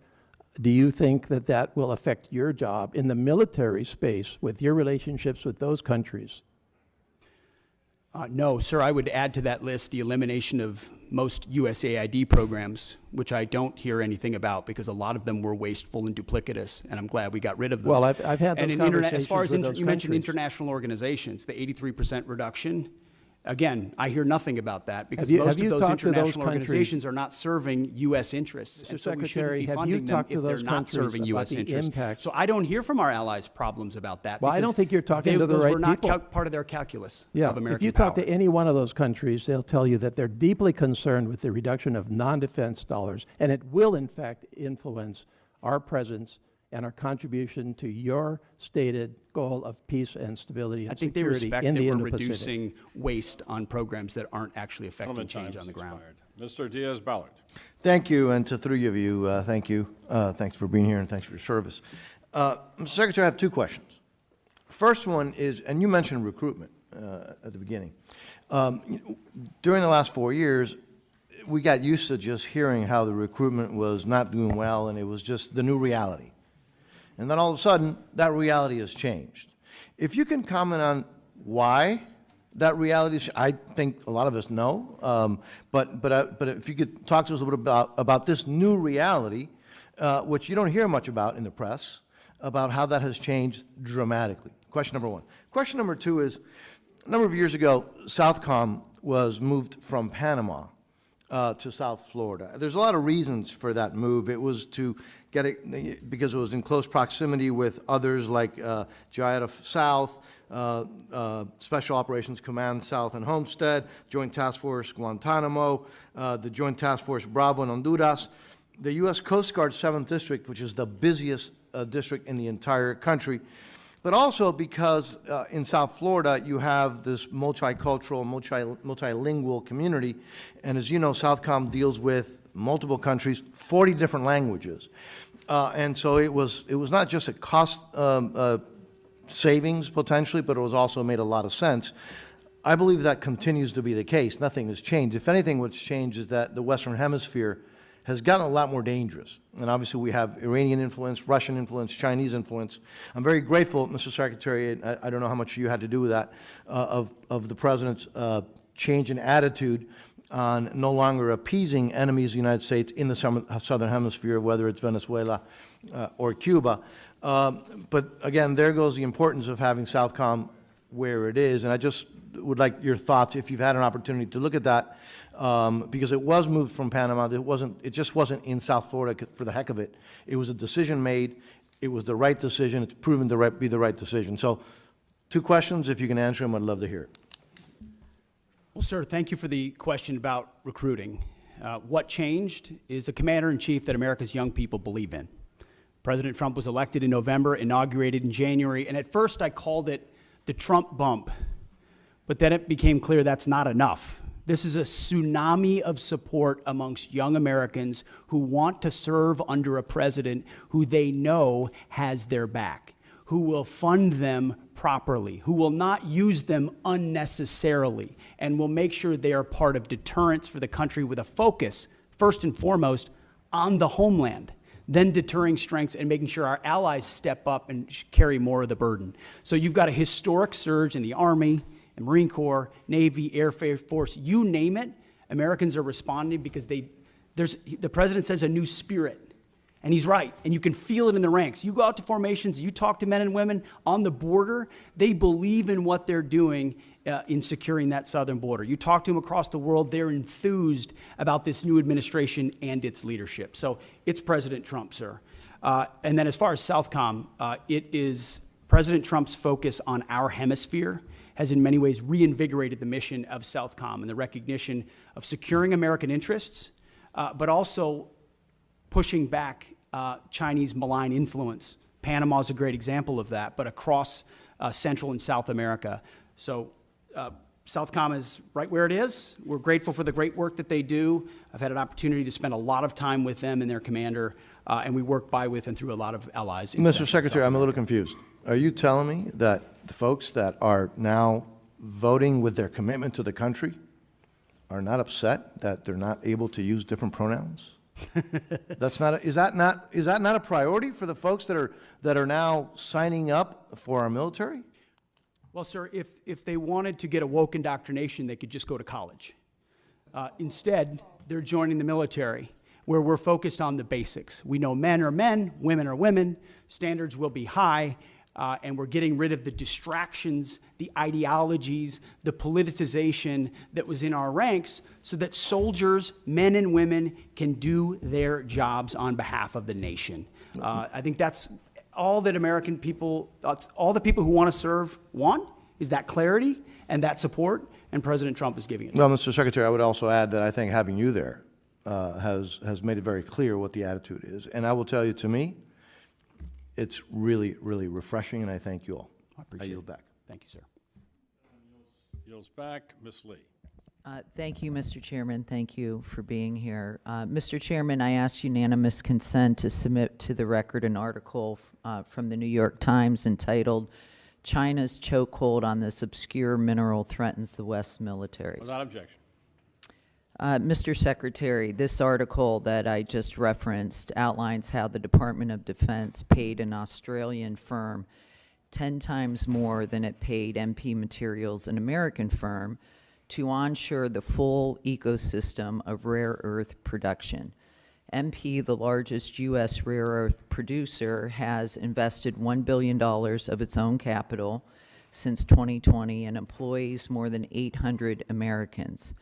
Yet it was undercut by an Australian firm that never even broke ground in the U.S. MP Materials is ready to install their samarium processing equipment and help the U.S. combat China's export controls. And I want to note that China produces the entire world's supply of this obscure rare earth metal that is used almost entirely in military applications because of its its use in heat resistance magnets. So my question is, in accordance with the administration's America First agenda, do you agree that subsidies should first support U.S. companies already investing, hiring, and paying taxes in the United States? And can I have your support in ensuring that the department critical mineral policies will align with this goal? Ma'am, it's an excellent question. It's something we have been very focused on. In fact, my deputy secretary, it is his number one, is ensuring that sourcing of critical minerals, whether they're heavy or light rare earths, are sourced reliably in America first, and if not, then amongst allies. I won't reveal or talk about more than that in a setting like this, because we have reserves and we have capabilities, but at the same time, we have to aggressively work, and MP Materials, Mountain Pass, is a great example of a place where we can partner with industry. But what does China do? You know this. China undercuts the market intentionally to try to corner the market, and we have to account for that in the way that in the things that we support. So the answer is yes, I can have your Yes, ma'am. support. Thank you. I also want to turn now to the collaborative combat aircraft. I represent Las Vegas, Nevada, so we're very excited that the department will base the CCA unit at Creech Air Force Base, which is the center of excellence in uncrewed aircraft systems. And I want to make sure that the department has the resources they need to make this program a success. Last year, the Air Force had to shift $383 million to the CCA program, plussing it up by 60%. Can you assure me that your budget request will fully fund the CCA program this year? Ma'am, it does fully fund the CCA, and we believe in the collaborative combat aircraft, the loyal wingman concept, this idea that you project power more robustly through autonomous, semi-autonomous systems that that amplify our lethal effect. So yes. Thank you. Great. Can you give me an update on the first flight and the production decision for Increment 1, and are we on track for the flight? When will it be? And finally, when do you anticipate the production decision this fiscal year? What quantity of aircraft will we procure? How many vendors will you award? And what factors are you considering? Bryn, feel free to chime in. You're talking about the CCA still, Yes. correct? My understanding is later this year on the flight. know but a date? As far as I don't know the exact date, ma'am. But Bryn, you might know. Yes, ma'am. We can get back to you on the specific date. It should be this fiscal year. And for our budget request, it's $804 million for the collaborative combat aircraft. Great. Thank you. How much time do I have left? I'll just, also, can you then outline what is planned for Increment 2? What type of capabilities can we expect, and what timeline and critical milestones? We'll get back to you on that one, ma'am. Okay, thank you. With that, I yield.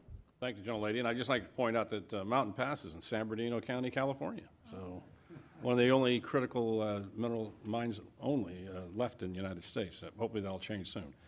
Mr. Joyce. Nope. Mr. Elzey. Thank you, Mr. Chairman. Sergeant Major Troy Black, thank you for all your years of service. You've been serving this country since Ronald Reagan was president in 1988. You leave behind a distinguished career in uniform, wearing that uniform, service to your country. You have served as the senior enlisted advisor to the Commandant of the Marine Corps and now to the Chairman of the Joint Chiefs. And I think, but what will be most missed, if you didn't know this about him, in 2010, he received the Bronze Star with a Combat V for running across several hundred yards of mine-in-placed fields to pick up a fallen Marine. You're a Marine's Marine. You will be missed. You are the pride of Louisville, Kentucky. And I'd like to say, on behalf of this committee and our nation, we're grateful, and fair winds and following seas.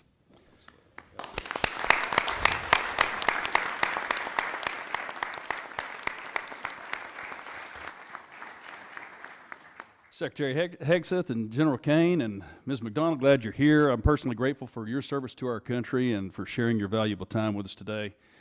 Raising you bring a non-traditional perspective to your tenure as chairman, having been a guardsman and an entrepreneur. Thank you for saying yes once again when called to serve, and also distinguished Flying Cross and 2 Bronze Stars. You didn't get that by sitting behind a desk. You were a fighter pilot's fighter pilot. You helped the plan to bring down Scuds in 2003. So thank you for your service. And Mr. Secretary, I want to salute you for your leadership and action-oriented approach at the Pentagon. You've created a sense of urgency that General Kane refers to in his testimony, and back to the issue of what we're not talking about today, and it's recruitment. Because in this family business, all volunteer force of ours, parents and their children who want to serve our country are now no longer afraid to sign up for fear of them being misused or not having their merit being rewarded appropriately. So thank you. You've also highlighted our service academies in that effort. Mr. Womack and I both serve on the boards of visitors at West Point and the Naval Academy, so thank you. I also appreciate your guidance on using commercial solutions in acquisition and on reducing the inflation that we have seen in the numbers of flag and general officers. And I think we can make the Pentagon a triangle pretty quick. There are more Navy admirals in the various systems commands than there are in the fleet. That's too many flags in D.C. and not enough at the waterfront or on the flight line. But speaking of acquisition, I want to turn to the plans of a 6th-generation fighter. General Kane, in his prepared statement, states that the F-47 will continue to ensure U.S. air dominance for decades. I'm a fervent supporter of not only F-47, but whatever the FAXX is going to turn out to be. And I want to make that clear to everyone listening. Our Navy, our Joint Force, and our future combatant commanders need the Navy's 6th-generation fighter, the FAXX. Relying only on the Air Force's 6th-generation fighter does not solve our air superiority challenge, because whether they're coming from Guam or Diego Garcia, the DIMPs are already set and the missiles are already guided. It's a non-moving target. An aircraft carrier moves its DIMPy every 30 seconds. So we can't do either of those with only the Air Force's plan by. So we either want to win or we don't, and I know we want to win.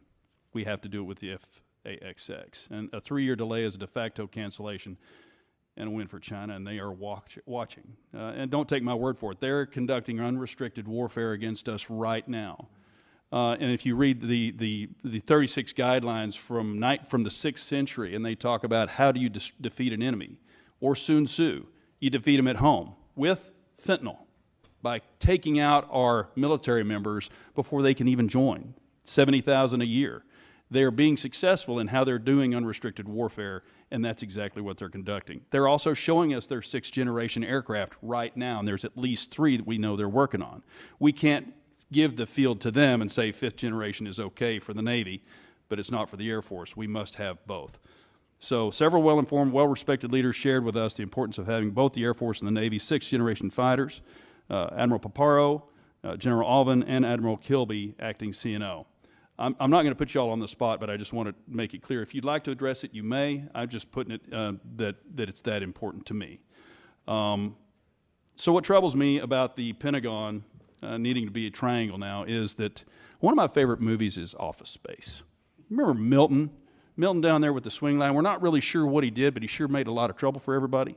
I think we have a lot of Miltons in the systems commands and down there in the Pentagon, maybe at Cape, who are telling you that we can't do something when we absolutely can. they need to go. So let's get rid of the Milton. Let's invest in this generational investment. I'd like to thank Chairman Calvert, Chairman Calvert, for his investment in the FAXX and the bill, and present to this subcommittee later today. So thank you all. Appreciate it. Okay, go Navy.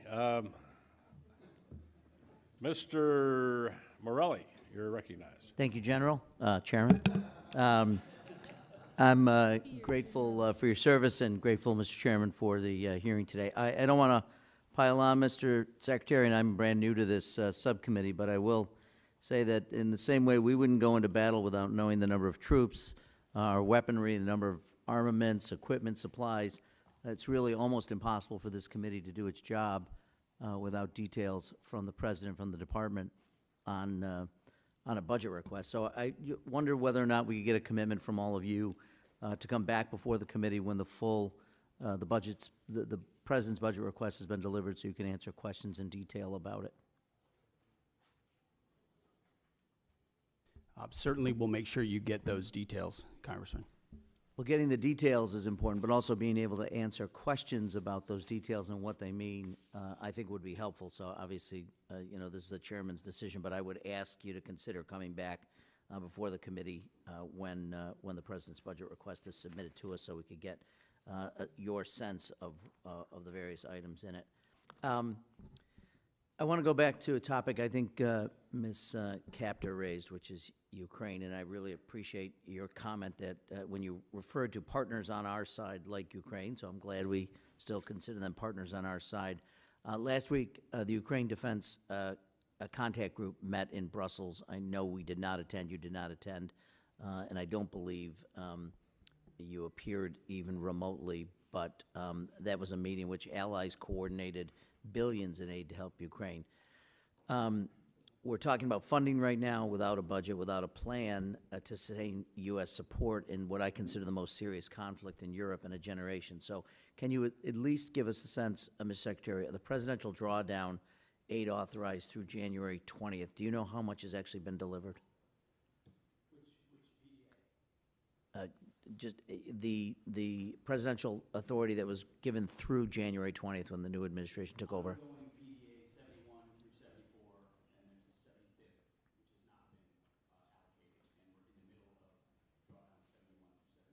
Okay, and do you have a sense of the how much has actually been delivered? I don't know the exact amount that has been delivered, but we're actively monitoring it as well as the lifespan of certain munitions, what munitions remain critical for us, critical for them, critical for allies like Israel. We're paying very close attention to it. Okay, and you can give us a detailed, thank you. Do you know whether the department or the President is prepared to ask for funding for the Ukraine Security Assistance Initiative, and at what level? It is a reduction in this budget. As you know, this administration takes a very different view of that conflict. We believe a negotiated peaceful settlement is in the best interest of both parties and our nation's interests, especially with all the competing interests around the globe. I don't think the word victory has been well defined or the path to it. And as a result, a path to peace that stops the killing and the carnage is something that President Trump is very invested in.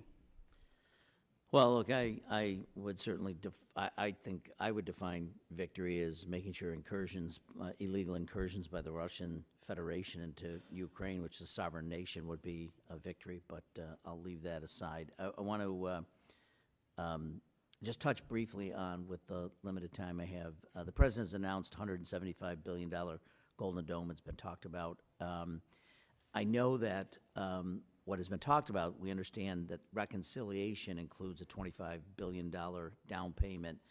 We haven't really received much in clarity on the specifics. Can you tell me what the $25 billion will be used for?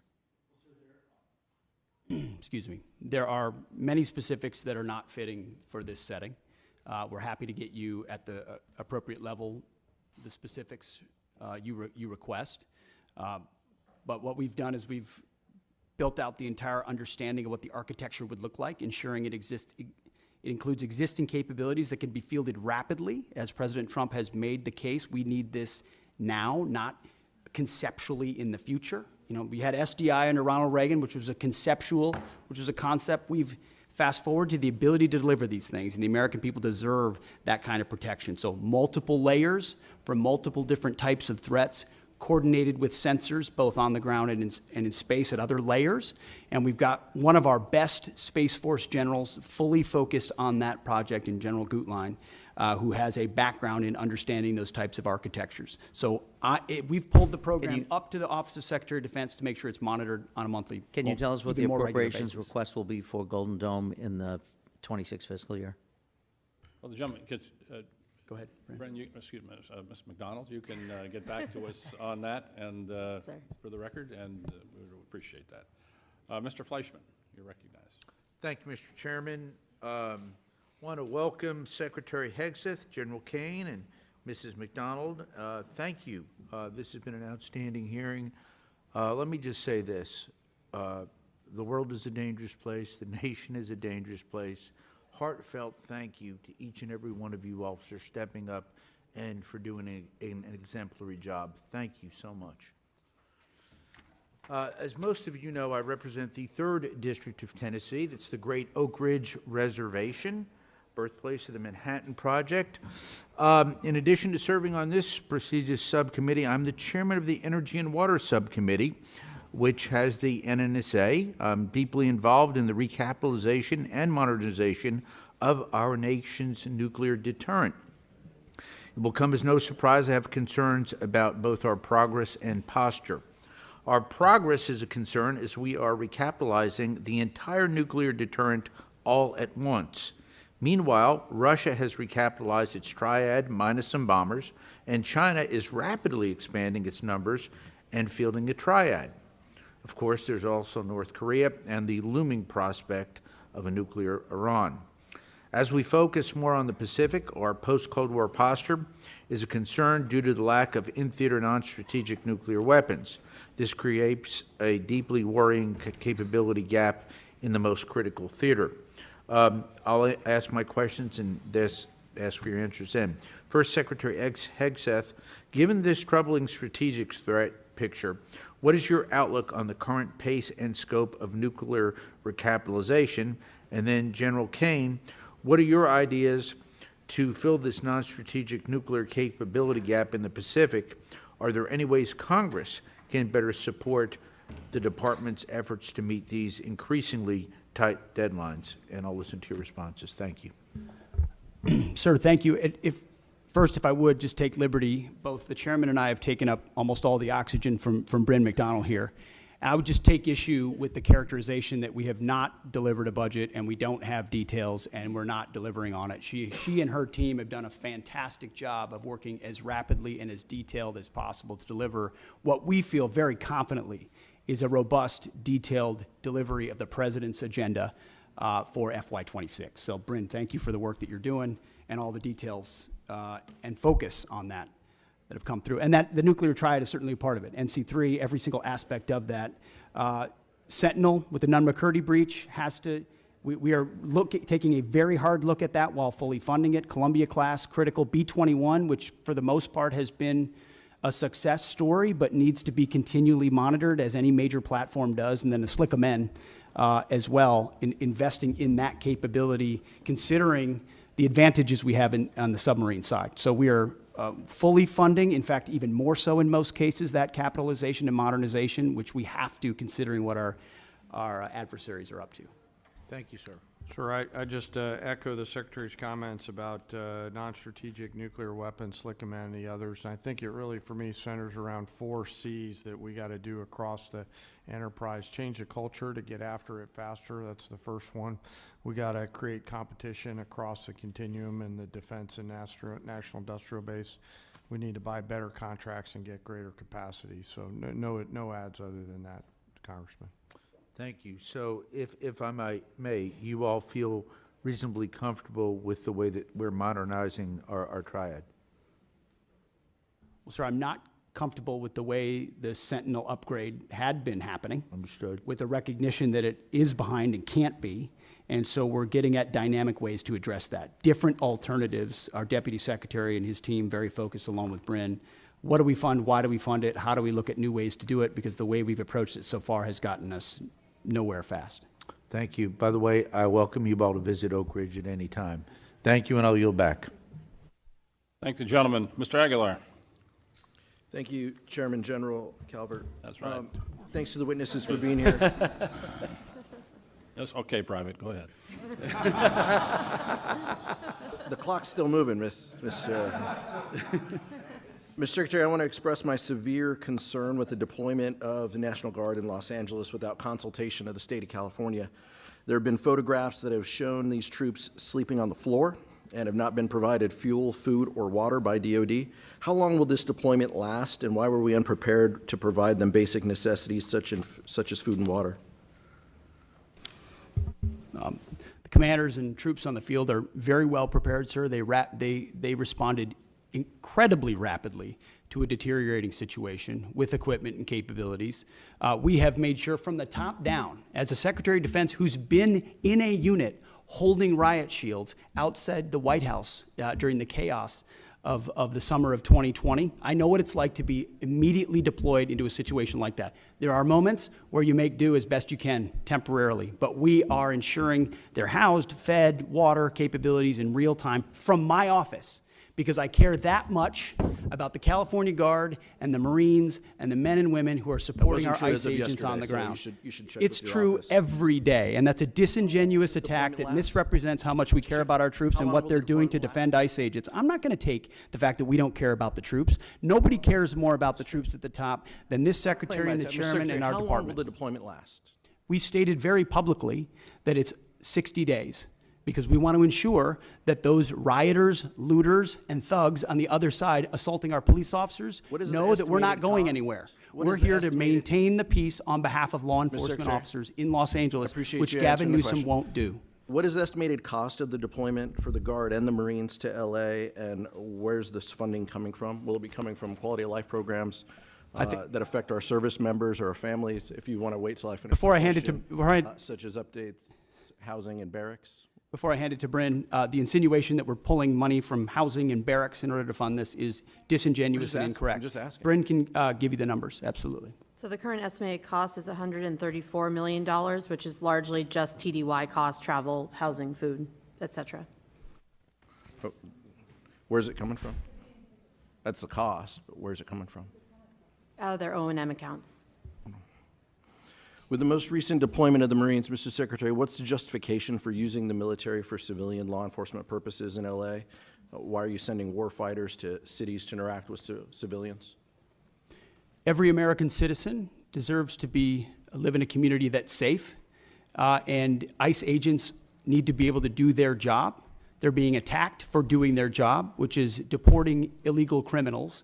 That should happen in any city, Minneapolis or Los Angeles. And if they're attacked, that's lawless, and President Trump believes in law and order. So he has every authority, and he has done mobilizing National Guard or active duty troops under U.S. code to protect federal agents in their job, which is exactly what we're doing, and we're proud to do it. We're proud to do it. 10 U.S.C. of the U.S. Code 12406 as a legal basis that the President used cites 3 examples and circumstances for the Guard: invasion by a foreign nation, rebellion or dangerous rebellion against the authority of the government of the United States, or the President is unable with regular forces to execute the laws of the United States. Which authority is triggered here to justify the use? I don't know. You just read it yourself, and people can listen themselves, but it sounds like all 3 to me. If you've got millions of illegals and you don't know where they're coming from, they're waving flags from foreign countries and assaulting police officers and law enforcement officers, that's the problem. The laws of the United States? No, the governor of California is unable to execute the laws of the United States. The President, you said all the 3 governor apply. of the California has failed to protect his people, along with the mayor of Los Angeles, and so President Trump has said he will protect our agents, and our Guard and Marines are proud to do it. The law also says, Mr. Secretary, that the orders for these purposes shall be issued through governors of the states. You and I both know that President Trump has all the authorities necessary, and thankfully he's willing to do it on behalf of the citizens of Los Angeles, on behalf of our ICE agents, and behalf of our country. We've also pulled $1 billion for the border as well. So this just goes into the same fund, 134. What did Congressman, what's the 134 million? I was asking Ms. McDonald. Okay. 134 million goes on top of the billion that's been pulled for the So border? the funding that was pulled for this year was largely in FSRM, and in this budget, we're actually looking to plus that funding back up to backfill that for our troops and for their families. Thank you. Thank you, Mr. Chairman. Thank the gentleman. Mr. Valadeo. Thank you, Chairman. Thank you, Secretary. Thank you, General. Thank you, Ms. McDonald, for being here. I know a lot of things have been asked already, and since I'm the bottom of the totem pole on seniority here, all my questions get asked first, so I'll hit one that's a little closer to home for me. Secretary Hegseth, thank you for addressing the challenges military families have faced under their Global Households Good contract. I've heard directly from my constituents about these issues, so I appreciate your I've heard directly from my constituents, so I appreciate your directive to review the contract and raise rates during peak PCS season. Can you commit to continuing to work with us to monitor the impact and make further improvements as needed? Sir, I appreciate the question. We heard as well the worsening PCS change of station process that military members are facing, that the new attempt to reform it had failed, and we got that word quickly. And when we did that, we didn't try to excuse it away or cover it up. We immediately confronted the process. We fired the person in charge, and we said, we're going to, in this peak season, plus up the amount we reimburse so that families are reimbursed properly. And we use both systems, the legacy system and the new system, to ensure their needs are actually met. At the end of that process, we will then do a thorough reform of how it actually happens. It hasn't worked for far too long. Everybody knows it. It's about time we take a look at the process. I mean, think about the things we can deliver in real time to people in far-flung places across the country and across the world. And you can't reliably move an E4 from California to New York and ensure that the goods get there within a week. That's a failure of the United States military, and we're going to fix it. I appreciate that. Next question, Secretary Hegseth. With rising tensions involving Russia and China, what steps is the department taking to ensure our defense industrial base can meet surge of demands across multiple theaters? Are we seeing adequate investments in munition stockpiles, logistics, and supply chain resilience, in particular when it comes to critical inputs like rare earths and other essential minerals? I would just echo exactly what you said. It's because of the urgency of the moment, the reality of the threats we face, the threats that are joining forces in a sort of an anti-American, anti-Western bloc, are developing capabilities that they're fielding and trying in other theaters to refine them. The munitions that we have, where we use them, how we procure them, and what we use them for, the supply chain that goes into the materials on those munitions.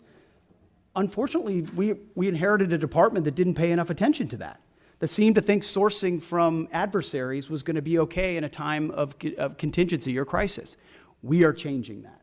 Or content to make the same munitions we've had in the past because, well, they were made in somebody's district or they were made in somebody's state, and that's the way we always do it. We're not doing that anymore. We're making the tough calls based on the threats we face, matching it to the capabilities, and I'm happy to sit in front of every and any committee and explain why we're doing it, because it's about time. It's about time we challenge that, and that doesn't mean we don't want input. We do want input. We know why people are invested in certain programs and certain systems, but it's our job to make the tough calls, and President Trump has asked us to do that. I'm willing to make the tough calls, whether it's on personnel, systems, platforms, modernization, and partner with folks like General Kane and the Joint Staff who've been with us in every step of the way. I appreciate that. So we got a little more time. So Secretary Hegseth, as the department looks to stay ahead of near-peer threats, will the defense budget continue to invest in hypersonic weapons and defense systems, including unmanned, high Mach, and next-gen aviation technologies? The answer is yes. In a way, unfortunately, the previous administration did not. So if you're looking at long-range fires, autonomous systems, hypersonics are part of warfare of the long-range drones, a part of the warfare of the future. That means we're investing in them to be better than our adversaries. Not accept the fact that we have matching capabilities, but what more can we do to enhance those so we're ahead of the curve? Because when President Trump says we have the best platforms, the best systems, the best fighters, the best ships, the best vehicles, he means it, and we mean business on it, and we're going to deliver it. All right, thank you. And I've got 30 seconds. So General Kane, if Congress had $1 extra to invest today most effectively to strengthen our deterrence posture against China, Russia, and threats in the Middle East, where should it go? 20 seconds. Wow, I'm gonna take 19 of those, Congressman. Probably in munitions.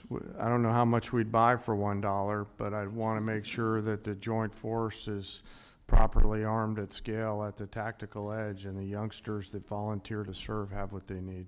I appreciate that. Thank you, Chairman. I yield back. Thank the gentleman. Mr. Joyce.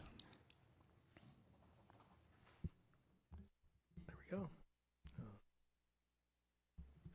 Thank you, Chairman. Secretary, everybody, I appreciate, we had to go out to other, you wouldn't believe this, but there are other hearings taking place. So I went over to bug Secretary Turner and now came back, so it's your turn. Secretary Hegseth, your April 30th memo on Army transportation and acquisition reform directs the Army to expand prepositioned stocks of equipment to the Indo-Pacific. I expect we would need to enhance our industrial base capacity to support this effort. Can you discuss the importance of increasing prepositioned stocks in the Indo-Pacific and how this affects the Army's resources for FY26?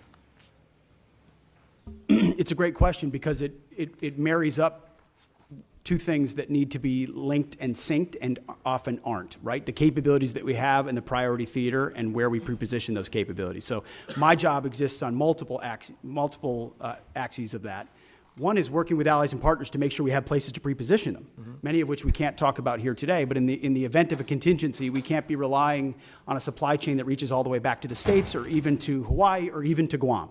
You need to recognize the prepositioning of stocks. But then you have to have those stocks, and they have to be the relevant ones for the systems that you're deploying, and you need a defense industrial base to deliver on that, which is why we've made historic investments in munitions, focusing on priority munitions that would be applied in our priority theater, with a recognition that every munition we spend somewhere else, and I say that as someone who, very proudly, we conducted a very successful freedom of navigation campaign against the Houthis to ensure that our ships don't, and by the way, 2 of our ships transited the BAM successfully, and the ceasefire held very recently. So doesn't mean you don't expend munitions, you judiciously expend them with an understanding that you have to safeguard others for future fights and prepositioning, and then invest in your industrial base. And I think that's why you see a budget with a 13% increase. 13% increase in a defense budget is significant and allows us to both invest in the president's priorities and fast-track munitions that we're going to need. For a guy chairing a committee that has to cut his by 57%, I can tell you getting a plus 13 is a lucky day. Chairman Kane, our forces face growing challenges sustaining operations across contested environments, particularly in the Indo-Pacific. China is investing in capabilities designed to disrupt supply lines, access to forward operating bases, and target critical logistic nodes. What steps are you taking to strengthen contested logistics capabilities, and what investments can Congress make to ensure that you have operational resilience? Well, Congressman, thanks for the question. You know, history tells us that the professionals talk about logistics, and that's what was the big differentiator between us and our adversaries in World War II, is really the logistics power.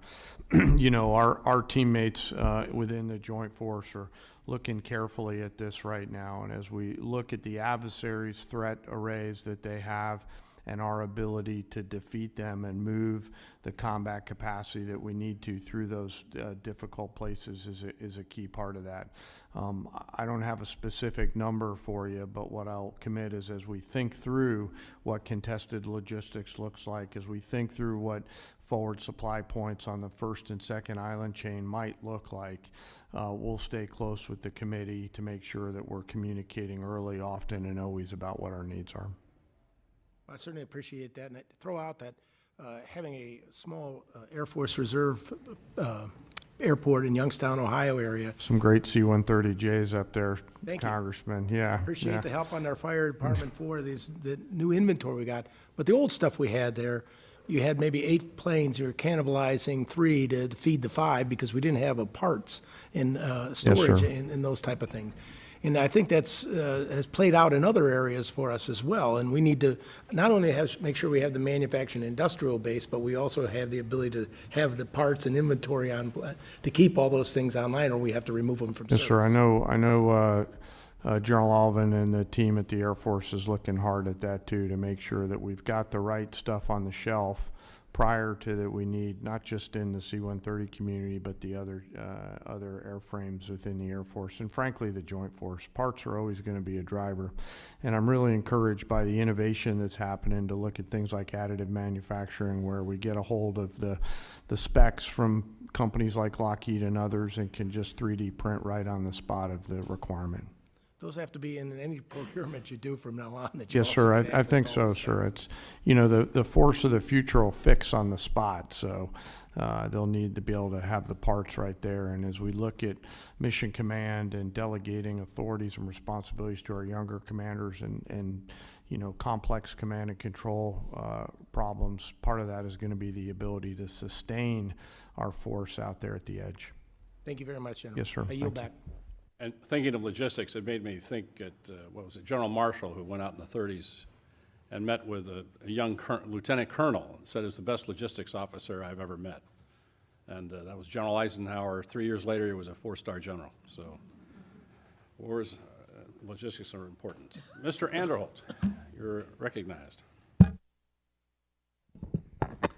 Thank you. Thank you, Mr. Chairman, and thanks everyone for being here today, this morning. And as we wrap up the hearing today, let me say the Golden Dome Initiative represents, in my opinion, a substantial investment in our national security, and I credit this administration in pursuing this bold project, and I share your ambition for it. So thank you for moving forward on that. I want to follow up with from my colleague from New York. The President has said that he has chosen an option that will total $175 billion. Can you confirm that number, and when do you hope to make this system of systems operational?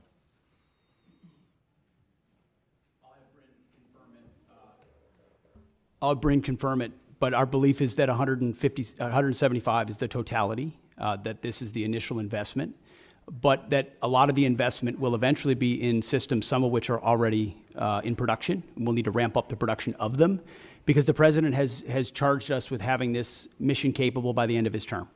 So this is not something that's futuristic. This is not something that will happen in some distant future based on some technology we don't yet have or can't field.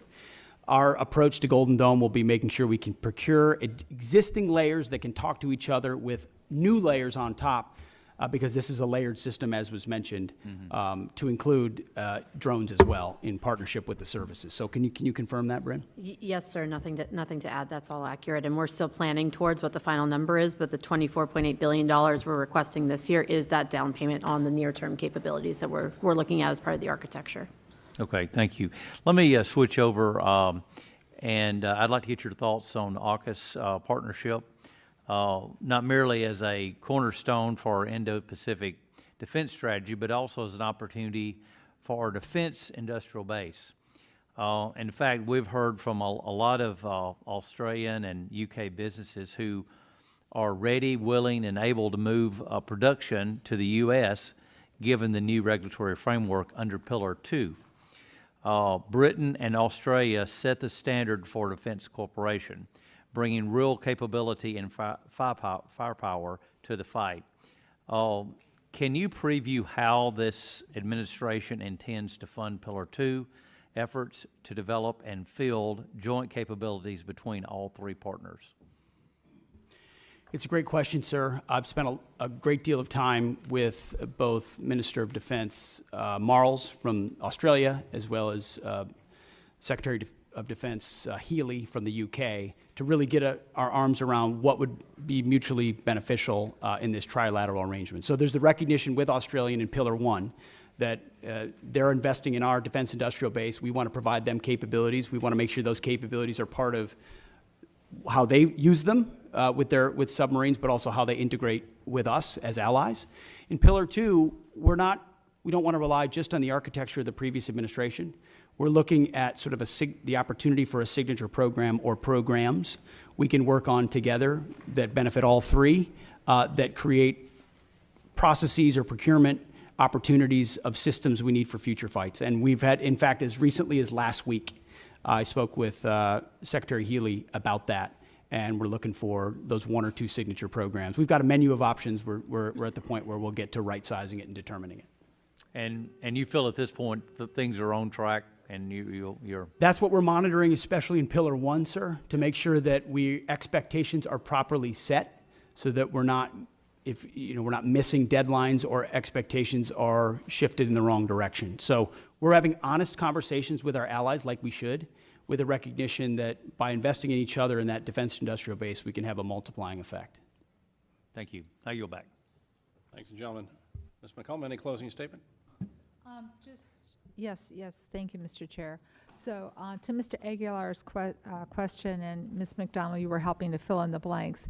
The money's coming from FSRM, and that's about a 25% cut to that budget to fill on what's happening on the border and now what's happening in Los Angeles. If you could get us the details of what's not going to happen in that account because of that, that would be fabulous.